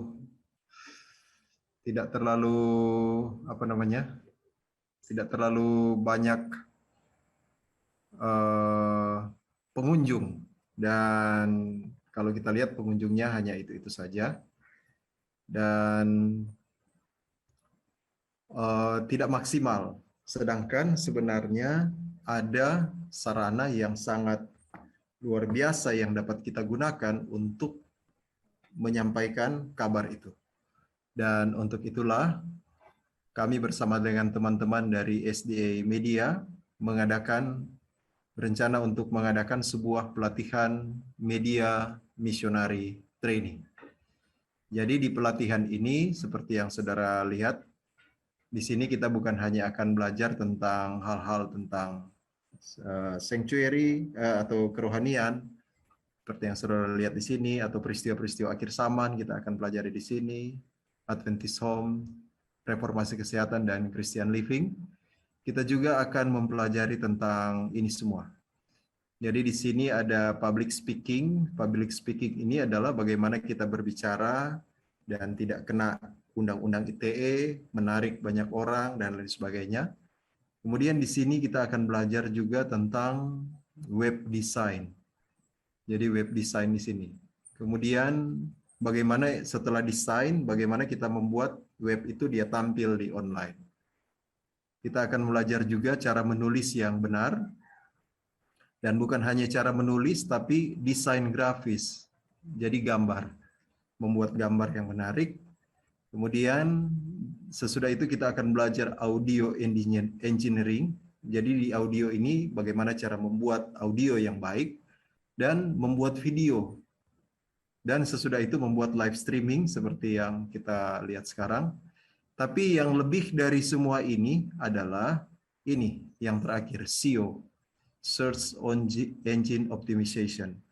Jadi di search engine ini bagaimana kita bisa melihat kebutuhan orang dan bisa memenuhi.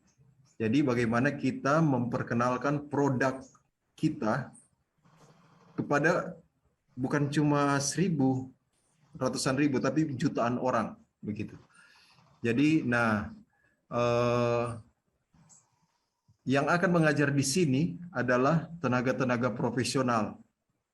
Saya sudah menghubungi tim dari Departemen Komunikasi Uni Timur untuk mereka mengajar dari Hope Channel. Dan yang akan mengajar SEO ini adalah orang yang profesional di SEO. Mereka sudah sangat berhasil di dalam search engine. Dan ini adalah kesempatan yang sangat berharga bagi saudara-saudara. Sebenarnya pada awalnya kami mau membuat pelatihan ini secara gratis, tidak dipungut biaya, seperti pelatihan medical missionary. Tapi karena mengingat kadang kalau dibuat free, pesertanya tidak serius. Akhirnya kami sepakat untuk memberikan uang pendaftaran 1 juta rupiah. Dengan catatan kalau dia berhasil, uang ini akan dikembalikan 100%. Jadi pada akhirnya ini menjadi free. Asalkan serius mengikuti semua ini, dan ini saudara-saudara sebenarnya ini ilmu yang sangat mahal, tapi kami buat dengan sistem ini karena tujuan kami bukan uang, tetapi bagaimana supaya kita dapat menggunakan teknologi yang ada pada saat ini untuk menyebarluaskan kabar baik kepada lebih banyak orang lagi. Baik, pada saat ini saya akan memutarkan video promosi ini. Mudah-mudahan bisa kedengaran.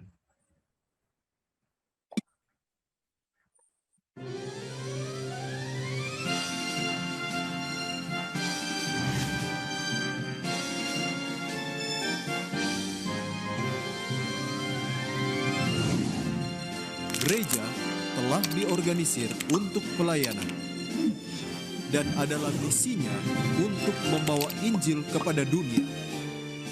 Untuk itu, kita harus menggunakan setiap cara yang memungkinkan untuk membawakan terang ini kepada banyak orang. Biarlah media digunakan dan biarlah setiap agen periklanan digunakan untuk membawa perhatian pada pekerjaan itu. Pada zaman ini, kita sedang hidup di mana teknologi informasi mengalami kemajuan yang sangat pesat.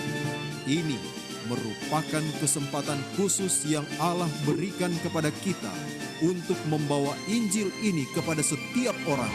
Dan tentunya, ini juga merupakan panggilan kepada kita untuk dapat menggunakan dengan sebaik-baiknya kesempatan yang sangat berharga ini. Kita perlu belajar aktif menggunakan waktu-waktu yang berharga ini membawa Injil melalui media yang ada pada saat ini. Untuk itu, kami akan mengadakan sebuah pelatihan media misionari. Dalam pelatihan ini, Anda bukan hanya akan dilatih tentang hal kerohanian, tetapi juga tentang bagaimana membuat konten penginjilan, baik itu melalui tulisan, gambar, audio, video, dan bagaimana menempatkannya ke media sosial, YouTube, website, dan lebih daripada itu, Anda akan belajar tentang cara mengoptimasi konten tersebut agar dapat muncul di halaman depan mesin pencari, sehingga konten tersebut dapat ditemukan oleh lebih banyak orang. Anda tertarik untuk mengikuti pelatihan ini? Tuhan sedang memanggil Anda. Daftar sekarang dan mari kita bersedia untuk pekerjaan besar yang Tuhan berikan kepada kita, memberitakan kabar Injil kekal dari tengah-tengah langit kepada mereka yang diam di atas bumi dan kepada semua bangsa dan suku dan bahasa dan kaum.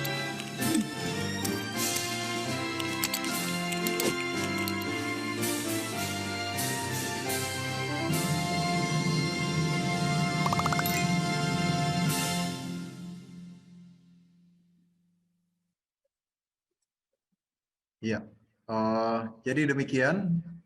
Jadi pelatihan ini akan dimulai pada tanggal 5 Juni.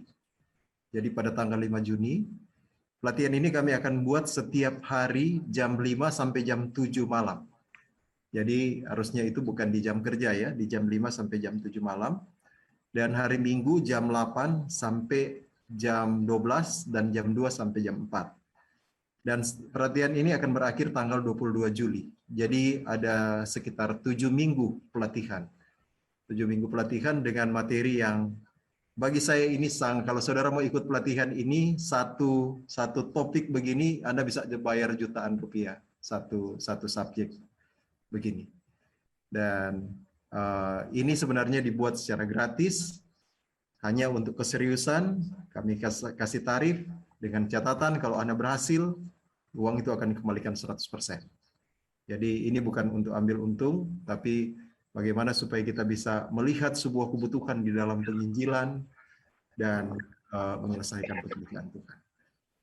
Baik, terima kasih. Dikembalikan kepada MC Pendeta David. Baiklah, terima kasih untuk promosi yang telah dilakukan. Mudah-mudahan banyak orang tergerak untuk mengikuti kegiatan ini. Oke, kita langsung masuk dalam ruang tanya jawab.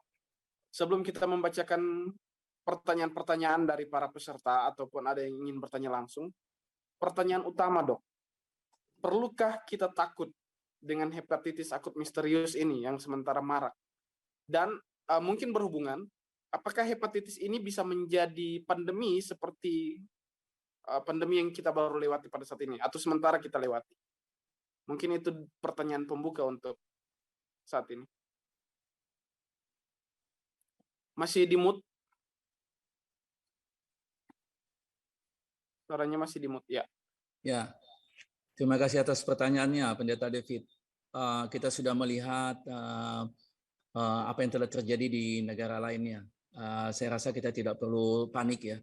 Tidak perlu ada panik, orang tua tidak perlu panik. Yang penting kita sudah 2 tahun pengalaman bagaimana bersikap dengan kondisi pandemi ini kan. Kuncinya cuci tangan, pakai masker, hindari kerumunan. Kalau tidak perlu kita berpergian yang ke tempat keramaian mungkin tidak perlu dilakukan. Ya. Menjaga kebersihan di rumah kita lebih baik lagi kali ini. Saya itu sudah cukup. Kemudian dari sisi tubuh kita, mari kita terapkan 8 pola hidup alami itu, New Start. Itu akan menguatkan daya tahan tubuh kita. Kemudian pertanyaan berikutnya apa, Pendeta? Saya tidak catat. Oke. Pertanyaan berikutnya, mungkin yang kita akan langsung saja bahas ke pertanyaan dari peserta, Dok. Oke. Ya. Karena yang saya lihat beberapa pertanyaan yang kami mau tanyakan sudah terjawab tadi di seminar. Jadi kita tidak perlu ulangi lagi pertanyaan tersebut. Dan mungkin apakah ini ada kemungkinan jadi pandemi seperti COVID? Saya tidak tahu, tapi bisa saja. Jadi kita harus bisa mengantisipasinya. Oke. Walaupun terjadi Baik. pandemi, kita lakukanlah itu. Kita lakukan itu seperti pada saat pandemi yang saat ini ya. Saya rasa itu virusnya sama kan. Jadi virus corona atau virus adenovirus itu sama-sama menjadi penyebab daripada infeksi saluran pernapasan. Tetapi adenovirus yang ada saat ini ternyata yang tipe 41 lebih kepada infeksi saluran cerna. Nah, itu saja. Oke. Kita masuk ke pertanyaan-pertanyaan dari peserta ya, Dok. Ya. Untuk pertanyaan pertama, kira-kira apa penyebab kematian akut hepatitis di anak dan bagaimana supaya bisa mencegahnya? Apa yang bisa kita lakukan saat ini supaya anak-anak tidak terinfeksi akut hepatitis? Jadi untuk pada anak-anak itu penyebab kematian kalau kita melihat itu kan di negara maju itu ada 160-an kasus itu hanya 1 kematian. Sedangkan di Indonesia dilaporkan 18 kasus hepatitis akut ini 8 anak meninggal. Jadi apa yang ternyata lebih banyak itu.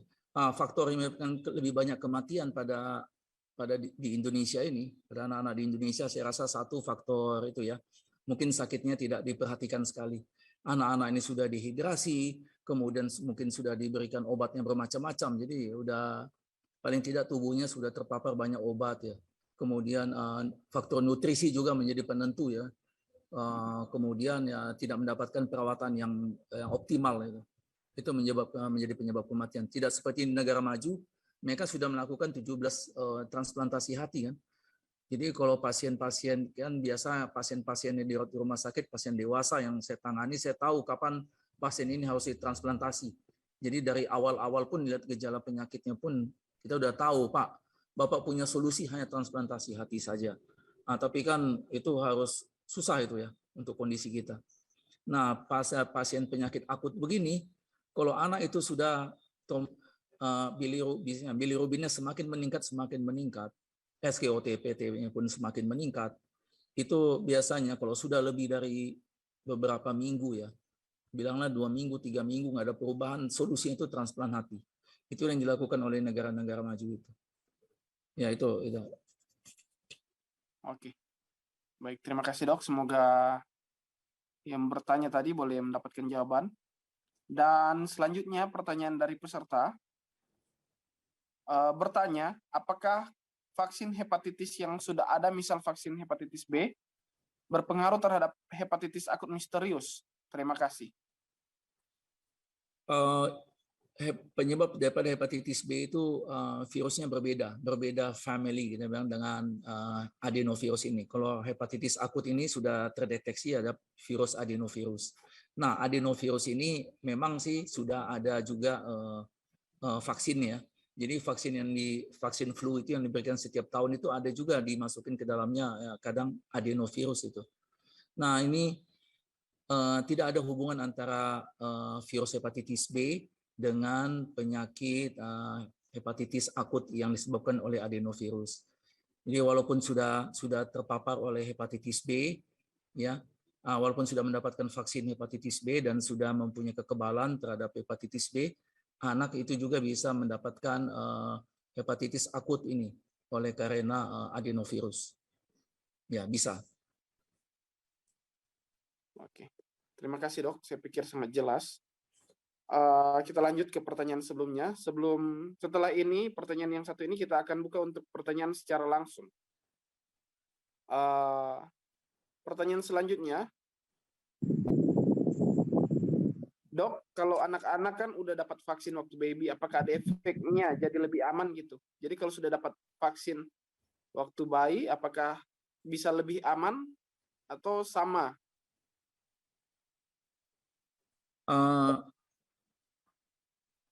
Umumnya kan anak-anak sekarang pada saat lahir itu sudah mulai dapat vaksin untuk tuberkulosis, mereka sudah dapat vaksin juga sebelum pulang, sudah dapat vaksin untuk apa itu namanya difteria, tetanus, gitu kan. Polio juga sudah dapat, mereka juga sudah dapat hepatitis B untuk dosis pertama. Jadi tujuan semua ini untuk mencegah penyakit-penyakit yang diberikan vaksin itu, misalnya vaksin hepatitis B untuk mencegah anak ini terkena hepatitis B. Nah, anak-anak itu kan tadi saya sudah sebutkan, anak-anak kadang-kadang orang tuanya punya sikat gigi, suka sekali dipakai. Kalau tidak beruntung orang tuanya ada hepatitis B atau hepatitis C, maka anak ini kalau berulang-ulang terpapar hepatitis virus ini, maka dia akan dapat hepatitis ini kronik nanti anak-anak ini. Nah, itulah fungsi daripada pemberian vaksinasi hepatitis B pada anak-anak. Nah, kalau C tidak ada vaksinnya. Mengapa C tidak ada vaksin? Oleh karena struktur virus itu kan virus RNA. Hepatitis C itu genetiknya RNA. RNA ini tidak stabil. Jadi selalu bermutasi. Jadi sampai sekarang ahli-ahli sudah tidak bisa menemukan lagi vaksin untuk hepatitis C. Yang bisa kita lakukan pengenalannya aja. Apa yang harus dihindari itu. Nah, biasanya hepatitis C itu paling banyak didapati oleh mereka yang menggunakan narkoba, alat suntik narkoba, pasien-pasien HIV, transfusi darah, atau hubungan seksual, itulah hepatitis C itu. Itu yang patut diketahui. Baiklah, terima kasih dokter.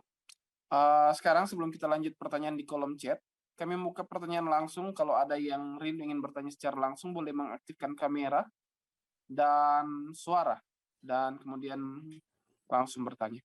Dipersilahkan. Apakah ada?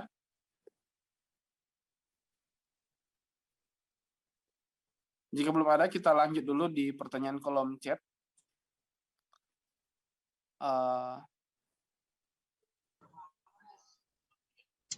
Apa ada perbedaan gejala-gejala dari beberapa jenis hepatitis? Dari Ibu Lane. Apa ada perbedaan gejala-gejala dari beberapa jenis hepatitis? Ya, ada. Jadi saat ini yang sudah jelas mau periksa di laboratorium mana saja, yang sudah ada itu pemeriksaan untuk hepatitis A, B, dan C. Hepatitis D itu special case, hepatitis C itu special case. Artinya darah yang diambil itu harus dikirim mungkin ke luar negeri dulu.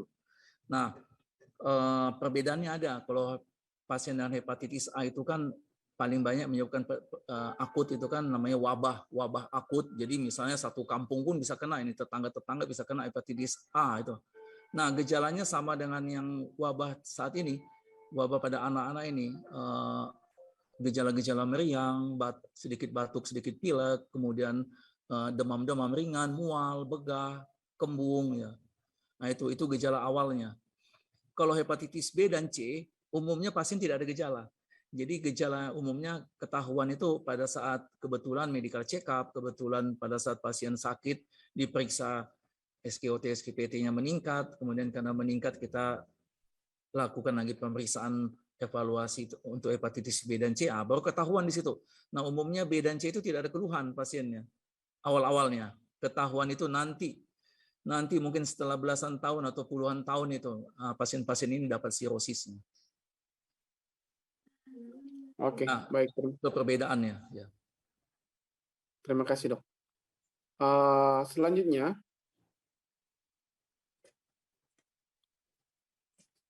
pertanyaan selanjutnya, menurut orang tua lebih baik minum minuman alami seperti rebus-rebusan daripada obat-obatan kimia. Bagaimana statement ini dihubungkan dengan kondisi fungsi liver ataupun ginjal? Ya. Jika lebih percaya dengan obat herbal buatan sendiri, mungkin itu lebih bagus ya. Kenapa kan kita lebih percaya itu karena dibuat sendiri. Jadi dibanding yang sudah jadi, yang sudah dalam bentuk sasetan, bungkus kan. Kadang-kadang kita nggak tahu ada zat kimia apa yang ditambahkan ke dalamnya. Saya rasa untuk orang tua yang suka memberikan keluarganya air rebusan ini boleh saja.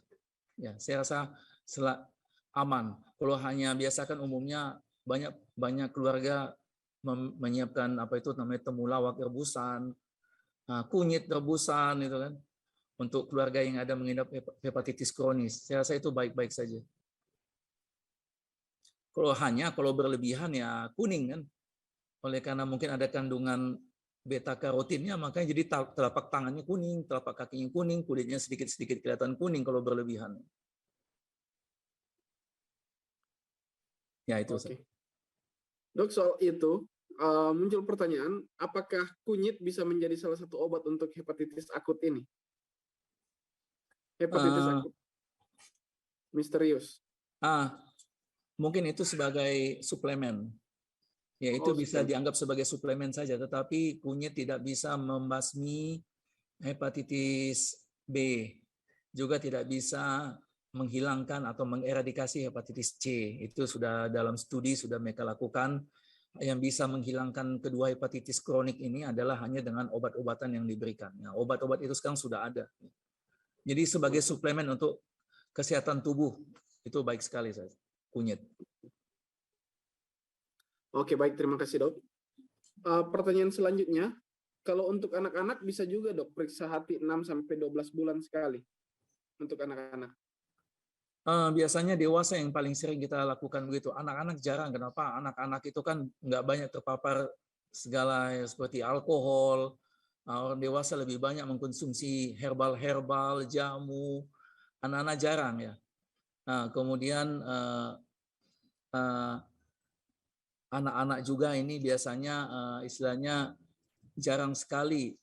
Sudah dibuktikan anak-anak jarang yang mempunyai gangguan pada hati dengan peningkatan SGOT yang kronis ya. Biasanya dewasa, penyakit autoimun hepatitis biasa pada orang dewasa, penyakit-penyakit hereditari menyebabkan gangguan hati biasanya muncul di saat usia dewasa. Kalau anak-anak mungkin ya sekali setahun pun boleh lah kalau orang tua ingin memantau kesehatan anaknya. Oke. Baik. Ini pertanyaan di kolom chat terus bertambah. Mungkin saya buka dulu untuk pertanyaan secara langsung supaya kita bergantian. Apakah ada yang ingin bertanya secara langsung? Karena banyak ini yang bertanya lewat kolom chat. Tetap. Oke, kalau masih belum kita lanjut pertanyaan di kolom chat. Apa ini gue? Pertanyaan selanjutnya, perlemakan hati apa penyebabnya? Apakah minuman herbal berupa minyak salah satu penyebabnya? Apa yang harus dilakukan untuk hilangkan minyak tersebut? Apa ada obatnya? Thanks. Jadi dahulu itu disebut sebagai alkohol fatty liver disease. Oleh karena ditemukan pada mereka yang minum alkohol. Tetapi sesudah itu ternyata di negara yang tidak minum alkohol seperti Indonesia, yang namanya perlemakan hati itu banyak sekali juga. Jadi dianggap pasien-pasien diabetes rupanya lebih rentan untuk mendapatkan ini yang namanya non-alcohol fatty liver disease. Jadi perlemakan itu kita kategorikan dua, alcohol fatty liver disease sama non-alcohol fatty liver disease. Nah, non-alcohol fatty liver disease ini dihubungkan dengan diasosiasi dengan itu ya, kalau jadi ada parameter-parameter triglyceride yang meningkat lah dan segala macam, BMI yang meningkat, obesitas, nah itu. Kuncinya itu mungkin pola makan yang salah. Ya, obesitas, pola makan yang salah, kemudian ya, bagaimana menghilangkannya? Menghilangkannya itu gantilah pola makan yang lebih baik.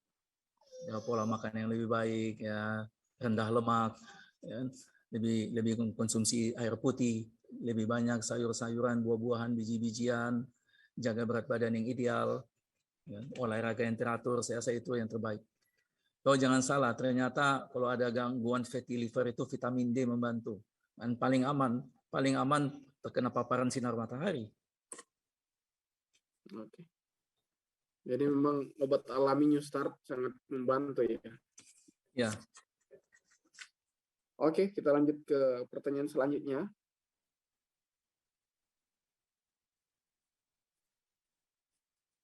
Dok, bagaimana dengan orang yang punya dua hati? Bagaimana cara kerjanya? Apakah itu tidak berpengaruh dalam gaya hidupnya? Sepertinya kalau punya dua hati itu belum pernah saya dapatkan ya.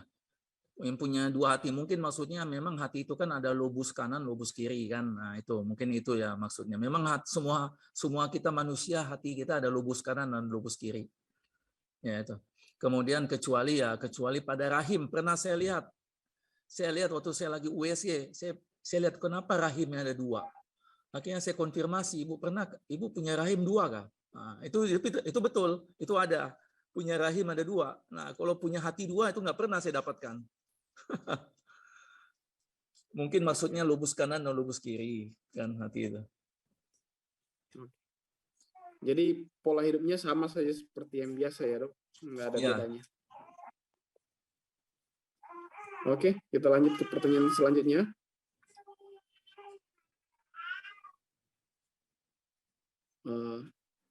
Pada transplantasi hati, apakah hati yang sakit dibuang semuanya dan diganti dengan hati yang baru? Iya, memang betul. Jadi kalau transplantasi hati itu semua hatinya dibuang. Ya, jadi umumnya pasien dengan sirosis kan hatinya dibuang semua. Pasien yang udah mulai ada tumbuh tumor hati di dalamnya, semua hatinya dibuang. Jangan disisakan. Yang disisakan takutnya nanti tumbuh ada tumor di situ, sudah ada bibitnya. Jadi digantilah dari donor ya, dimasukin. Nanti hatinya tumbuh itu. Ya, semua hatinya akan dibuang. Oke. Baik, terima kasih. Kita lanjut ke pertanyaan selanjutnya. Halo dok, kan sekarang suka beli makanan lewat online. Apakah ini bisa kena sakit hepatitis B dan kronis? Jadi makanan itu dihubungkan dengan infeksi hepatitis A. Itu kalau makanan. Kalau hepatitis B dan C itu transmisinya melalui darah. Jadi kalau kita beli makan itu tidak akan terjadi. Nah itu kalau makan yang terkontaminasi mungkin waktu penyiapannya kurang higienis, mungkin tidak cuci tangan, petugasnya di restorannya dari toilet, kemudian tidak cuci makan langsung menyiapkan makanan, ya bisa kena itu hepatitis A-nya itu. Nah, bukan hepatitis A saja, yang tadi kan bisa kena virus itu juga kan, virus adenovirus atau virus-virus yang lainnya bisa saja. Dan kebetulan virus ini menyebabkan gangguan fungsi hati juga dalam proses infeksinya.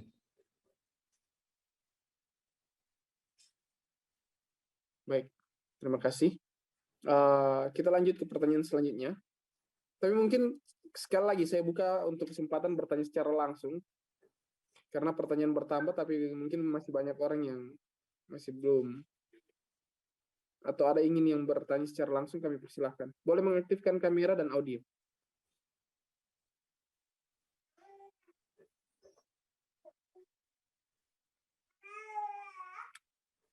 Selamat sore, Dok. Perkenalkan, Ya, selamat sore. Inkan Sakul. Saya ingin tanyakan mengenai kasus-kasus yang ramai saat ini mengenai hepatitis pada anak secara akut. Yang ingin saya tanyakan adalah pemberian vaksin HBO pada bayi baru lahir di bawah 7 hari. Dengan kasus adalah dengan ibu dengan positif hepatitis. Apakah pemberian vaksin HBO pada bayi baru lahir ini bisa juga terjadi kasus hepatitis pada bayi baru lahir? Sekian, Dok. Terima kasih. Ya, terima kasih atas pertanyaannya. Jadi semua pasien yang ibunya positif hepatitis B, pada saat lahir anak ini langsung dapat hepatitis imunisasi aktif dan pasif yang bersamaan. Jadi anak ini dapat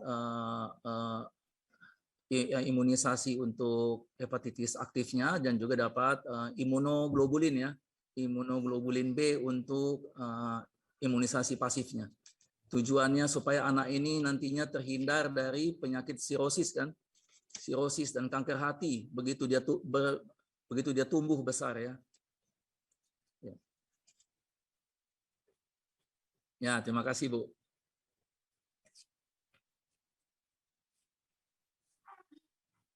Oke, kami masih membuka lagi pertanyaan sebelum kita lanjut ke pertanyaan di kolom chat. Masih ada yang bertanya secara langsung?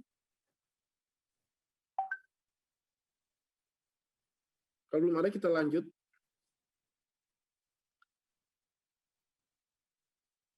Apakah hepatitis ini penyebabnya adalah karena vaksin COVID?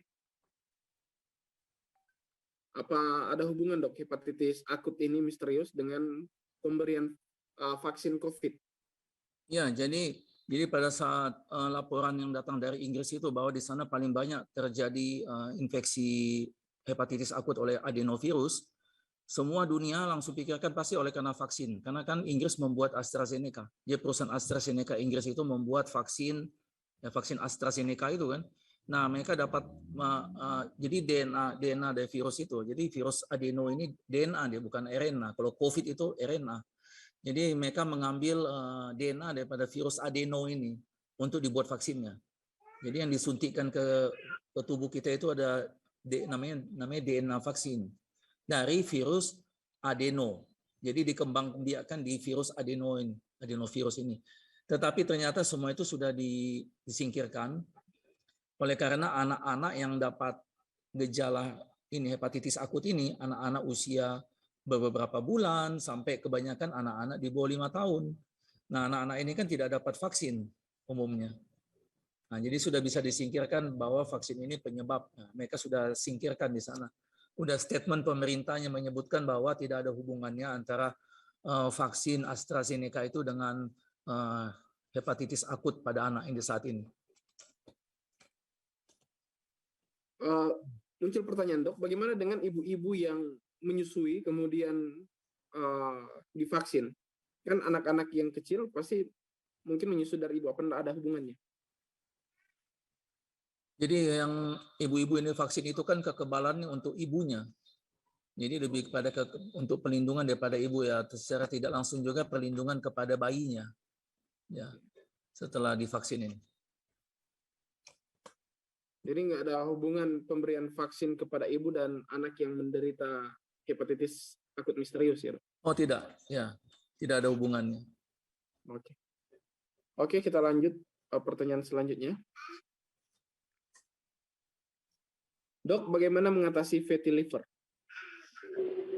Tadi udah saya jawab juga soal fatty liver ini. Jadi fatty liver ini merupakan diagnosa ultrasound. Jadi pasien-pasien dilakukan ultrasound abdomen di rumah sakit, hampir di mana-mana sekarang diagnosa nomor satunya adalah fatty liver disease. Ya, fatty liver ini dihubungkan dengan obesitas, pola makan yang tidak seimbang, pola makan berlemak yang lebih banyak, dihubungkan dengan ya imobilitas lebih banyak, ya kurang olahraga, kurang gerak badan, kemudian ya alkohol, ya pola hidup yang tidak sehat lah ya. Ya.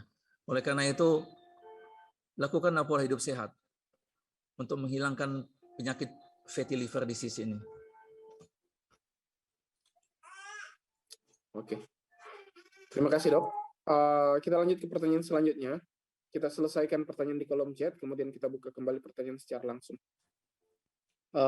Mau tanya, Dok, Pak Dokter, ada tetangga sudah hampir 2 minggu tidak sadar, umurnya 2,8 bulan. Dan sebelumnya udah 2 minggu nangis terus tidak tahu penyebabnya. Dan pas di hari Lebaran ini, anak ini kejang seperti gemetaran. Dan dipanggil tidak ada respons. Akhirnya saya usulkan untuk dibawa ke rumah sakit secepatnya. Sekarang di RSIRC dan belum sadar. Lalu saya konsul ke dokter, katanya ada infeksi paru dan usus dan mencret terus. Apakah ini termasuk hepatitis misterius? Dan apa yang kami perlu lakukan? Jadi memang anak ini dengan kondisi begini harus dibawa ke rumah sakit. Dia membutuhkan perawatan yang baik ya. Kita tidak tahu apakah ini hepatitis akut. Dia definisinya itu hepatitis akut ini kan kalau anak ini SGOT SPT-nya semakin meningkat, apalagi sudah di atas 500. Kalau sudah di atas 500 itu boleh dilaporkan ke WHO itu sebagai bagian daripada wabah hepatitis akut berat pada anak-anak. Ya, kita menunggu hasil laporan daripada rumah sakitnya. Oh, oke. Baiklah, kita akan lanjut ke pertanyaan selanjutnya. Dokter, saya mau tanya, anak yang pernah sakit hepatitis A ketika usia 3 tahun dinyatakan sudah sembuh.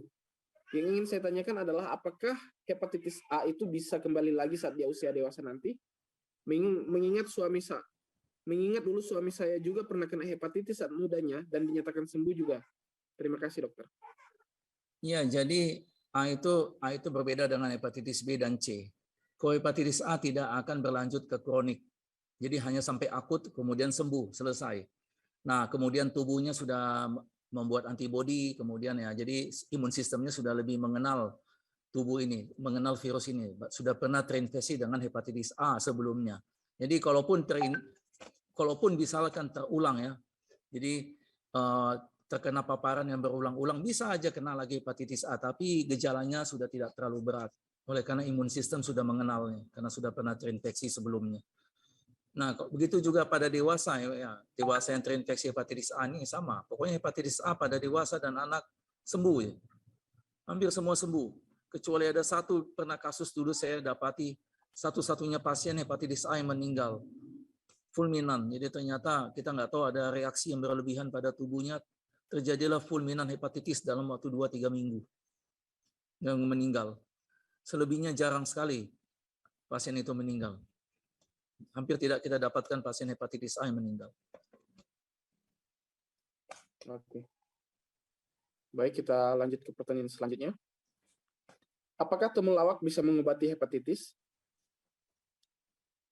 Temulawak memang dipercaya sebagai banyak yang percaya itu sebagai obat alami untuk kesehatan liver kita. Saya rasa benar.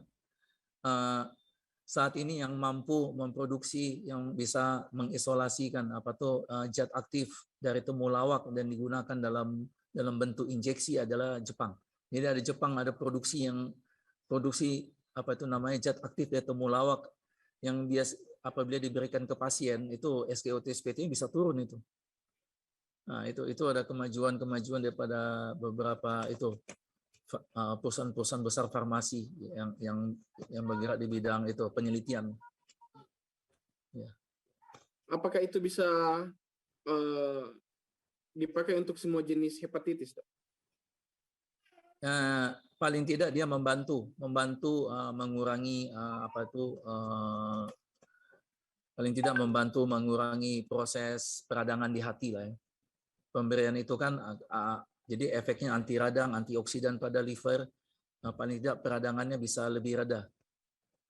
Ya. Kalau hepatitis B, pasien ini akhirnya kalau sudah lebih dari 6 bulan dinyatakan kronik, diberikan terapi dengan obat. Begitu dengan C juga. Baik, kita lanjut ke pertanyaan selanjutnya. Selamat sore. Sejak 3 tahun ke belakang mulai diberikan vaksin HB0 pada bayi baru lahir. Yang ingin saya tanyakan, apakah bisa penyakit hepatitis bisa terjadi sesudah pemberian vaksin HB0 pada bayi dengan ibunya positif hepatitis? Ya, umumnya pasti bayi-bayi itu sebelum dipulangkan kan akan diberikan hepatitis, vaksin hepatitis. Baik yang ibunya tidak ada hepatitis B pun semua diberikan sekarang. Sebelum pulang dari rumah sakit sudah diberikan. Jadi kasihan juga bayi-bayi itu. Sebelum pulang udah disuntik-suntik dulu banyak. Jadi ibu-ibu yang ada hepatitis B, anaknya itu ditambahkan imunoglobulin B.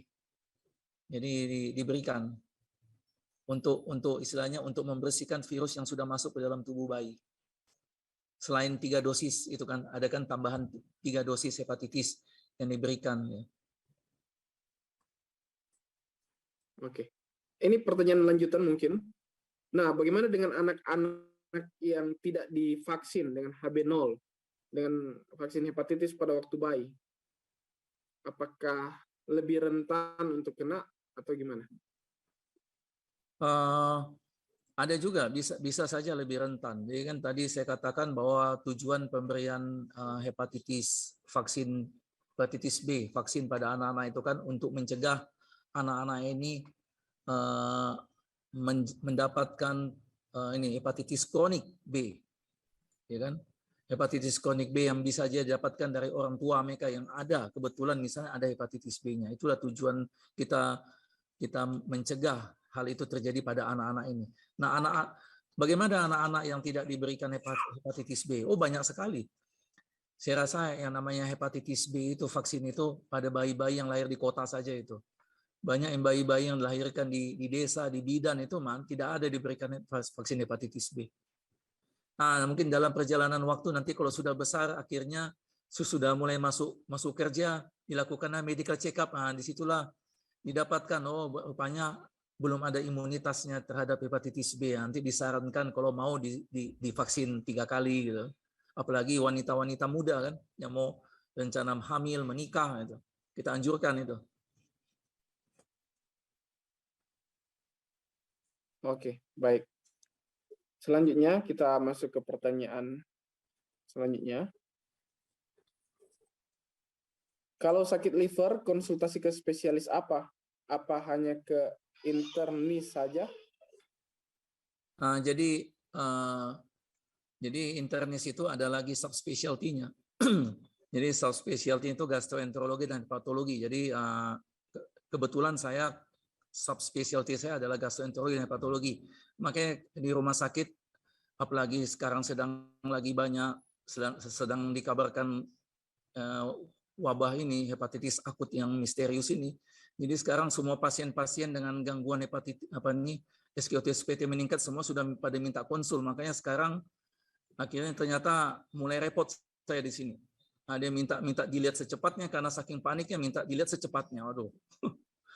Jadi biasanya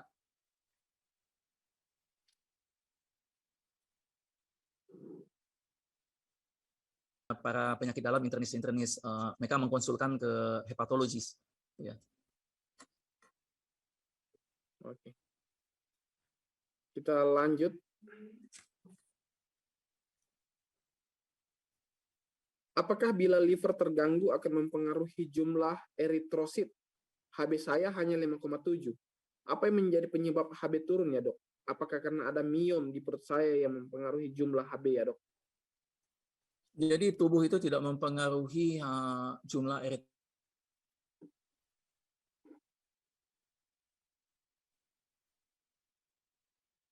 eritrositnya.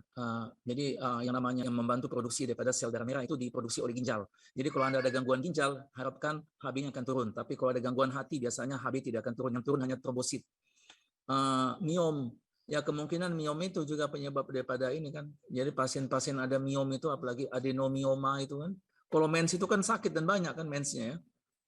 Jadi mensnya banyak, nah itu menjadi penyebab daripada HB-nya turun itu.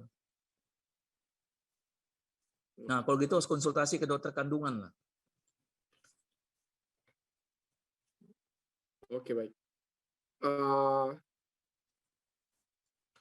Coba lihat lagi.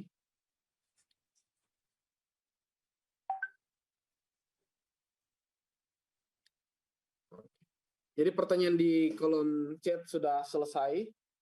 Saya pikir semua sudah terjawab. Dan sekali lagi kita buka kesempatan terakhir untuk pertanyaan secara langsung. Jika ada yang masih belum jelas atau masih ingin memperdalam pertanyaan atau ada pertanyaan yang lain sehubungan dengan hepatitis akut misterius ataupun tentang penyakit-penyakit sejenis, kami persilahkan.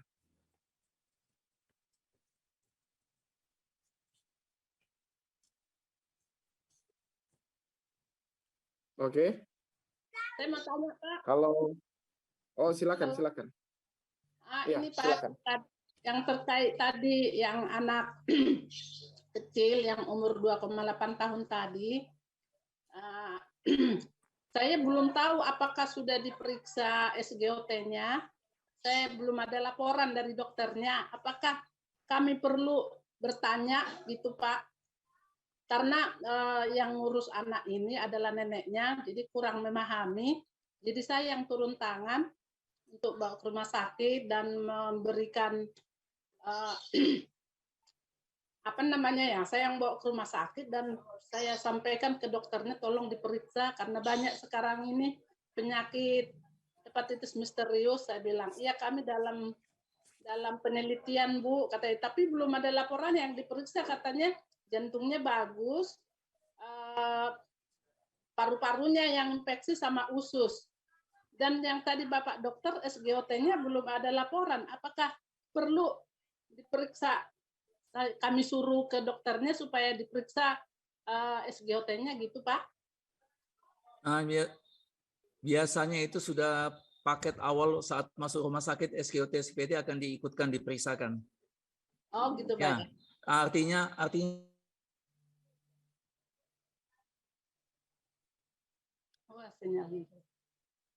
di hatinya. Mungkin boleh diulang Dok, tadi sempat putus koneksi. Iya, sempat putus tadi. Ya, jadi biasanya anak-anak kalau masuk rumah sakit selalu fungsi hati itu diperiksa. Oh, putus. Hemoglobinnya itu kan apa kita bilang darah lengkap, hematoli lengkap itu diperiksakan. Apalagi kalau anaknya udah lemes, biasa diperiksakan juga elektrolitnya, apalagi yang kelihatannya nutrisinya kurang diperiksa albumin. Ya. Biasanya anak demam di ronsen, apalagi ada batuk, itu kan mereka sesuai apa yang mereka dokter pikirkan, mereka akan coba lakukan pada pemeriksaan awalnya. Nah, kalau anak ini sepertinya dokternya tidak melaporkan, kemungkinan SGOT-SPT-nya normal. Oh gitu, karena yang dilaporkan memang hanya infeksi usus sama paru-paru dibilang, tapi kenapa sampai 13 hari belum sadar tuh Pak, sampai hari ini. Jadi matanya tertutup terus dan telentang aja gitu, kasihan. Oh iya, kalau gitu gangguannya pada otak ya. Kita bilang gangguannya udah ensefalopati. Kalau ensefalopati itu udah gangguan pada organ otaknya, jadi tidak sadarkan diri. Oh gitu Pak, aduh ya. Kasih. Obesitas juga Dok.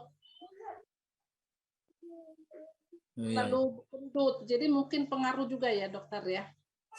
Iya. Kita doakan lah Ibu, kita doakan supaya dia mendapatkan pemulihan. Juga menolong sesama tetangga gitu Pak. Terima kasih dokter. Ya sama-sama Bu. Oke, terima kasih. Selanjutnya, apakah masih ada pertanyaan? Secara langsung kami persilahkan.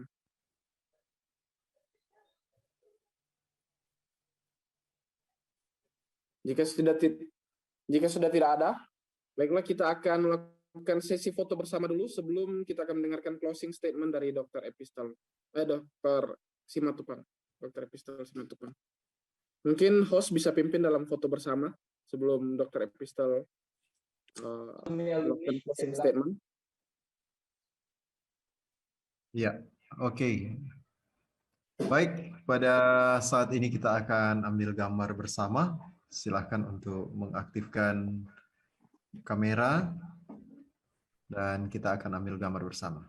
Oke, siap semua? Senyum ya. Mana moderator kok menghilang?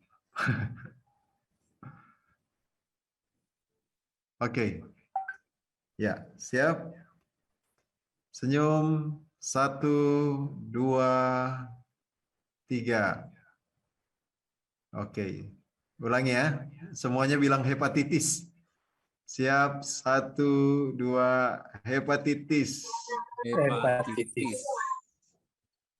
Iya, oke. Halaman kedua sekarang. Siap, halaman kedua. Semuanya bilang hepatitis. 2, 3. Hepatitis. Oke, terima kasih. Halaman ketiga. Siap. 1, hepatitis. 2, 3. Hepatitis. Ya, halaman terakhir. Siap. Bilang hepatitis. 1, 2, 3. Hepatitis. Iya. Oke, terima kasih. Dikembalikan pada moderator. Oke, terima kasih. Tadi sempat mencapai peserta 160-an orang. Oke, kita akan mendengarkan closing statement dari Dr. Epistel. Dipersilakan. Ya, terima kasih untuk semua yang sudah hadir di acara Zoom di sore hari ini. Organ hati itu adalah ciptaan Tuhan yang sangat ajaib ya. Jadi Tuhan jadi salah satu organ hati. Jadi sebenarnya tubuh kita ini adalah wonderfully and fearfully made. Jadi Tuhan itu menciptakan kita sebagai manusia itu dengan sangat dengan sangat ajaibnya ya.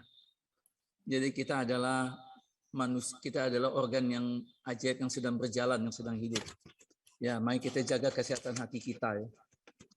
Gitu. Pasien selalu tanyakan bagaimana menjaga kesehatan. Kalau teman saya yang lain pusing menjawabnya. Kalau saya selalu ingat New Start. Jadi itu aja saya ingat. Jadi saya hafal sekali semua. Jadi jawaban saya nggak sampai 2 detik, 3 detik pun sudah bisa saya jawab kepada semua pasien. Jadi apa yang harus saya lakukan untuk kesehatan saya? Jadi apapun itu penyakitnya, apa itu penyakit jantung, apa penyakit paru, penyakit liver, semua saya bilang ingat nutrisi, Pak. Ingat pola makan yang baik, pola makan ini. Ingat, lalu saya cepat sekali itu. Ingat exercise. Ingat water, air putih. Air putih ada yang terbaik. Ingat temperance. Kan? Kemudian sinar matahari. Apalagi itu. Kemudian udara yang segar, istirahat yang cukup, dan jangan lupa, katanya saya bilang, percaya pada Tuhan, kan? Berdoa. Ya. Kemudian kalau di saat ini kalau ada anak-anak yang sakit perutnya, kemudian ada mual, ada diare, muntah, sebenarnya tidak perlu panik ya. Kalau keluhannya seperti tidak membaik, ya bawa periksa lebih awal kan. Kalau diperiksa lebih awal kan dapat evaluasi awal dari dokter itu kan akan lebih baik ya. Mana tahu akhirnya kalau status anak ini agak dehidrasi ya bisa diberikan infus, ya kan? Bisa diperiksakan lab lebih awal gitu. Untuk pasien dewasa juga ya, yang dewasa hiduplah lebih sehat ya. Ya. Dewasa kan selalu ada ya selalu bisa periksakan dirinya ya, periksakan ke lab secara teratur gitu. Kemudian untuk dewasa yang masih suka mengkonsumsi minuman-minuman yang mengandung alkohol ya hindari minuman beralkohol. Kemudian janganlah mengkonsumsi obat-obat yang tidak jelas. Jamu-jamu yang tidak jelas juga itu semua itu bisa mengganggu fungsi hatinya. Ya. Saya percaya dengan pola hidup yang sehat yang dikaruniai kepada Tuhan kita akan beroleh ya dengan tubuh yang sehat ini kita dapat menjadi pelayan Tuhan. Ya. Amin. Terima kasih. Amin. Terima kasih banyak Dok untuk pekabaran di sore hari ini.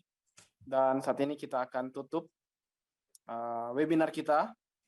Kami minta kesediaan ada pendeta yang hadir di webinar ini untuk tutup dalam doa pada saat ini. Tadi saya melihat ada pendeta Sitohang, apakah masih ada? Ya, masih ada. Boleh minta kesediaan dalam doa tutup pada saat ini, pendeta? Oke, boleh. Sebentar saya berdoa ya. Baik, kita tunduk kepala. Kami mengucapkan terima kasih sebelum kita berdoa ya, karena kami juga dapat berkat dari Setia Budi, pelayanan dari KMC Pila Permata. Distrik Pontianak, kami terlayani dari KMC Pila Permata, dan hari ini kita dilayani dengan Dr. Epistel melalui Zoom. Kita tunduk kepala, kita berdoa.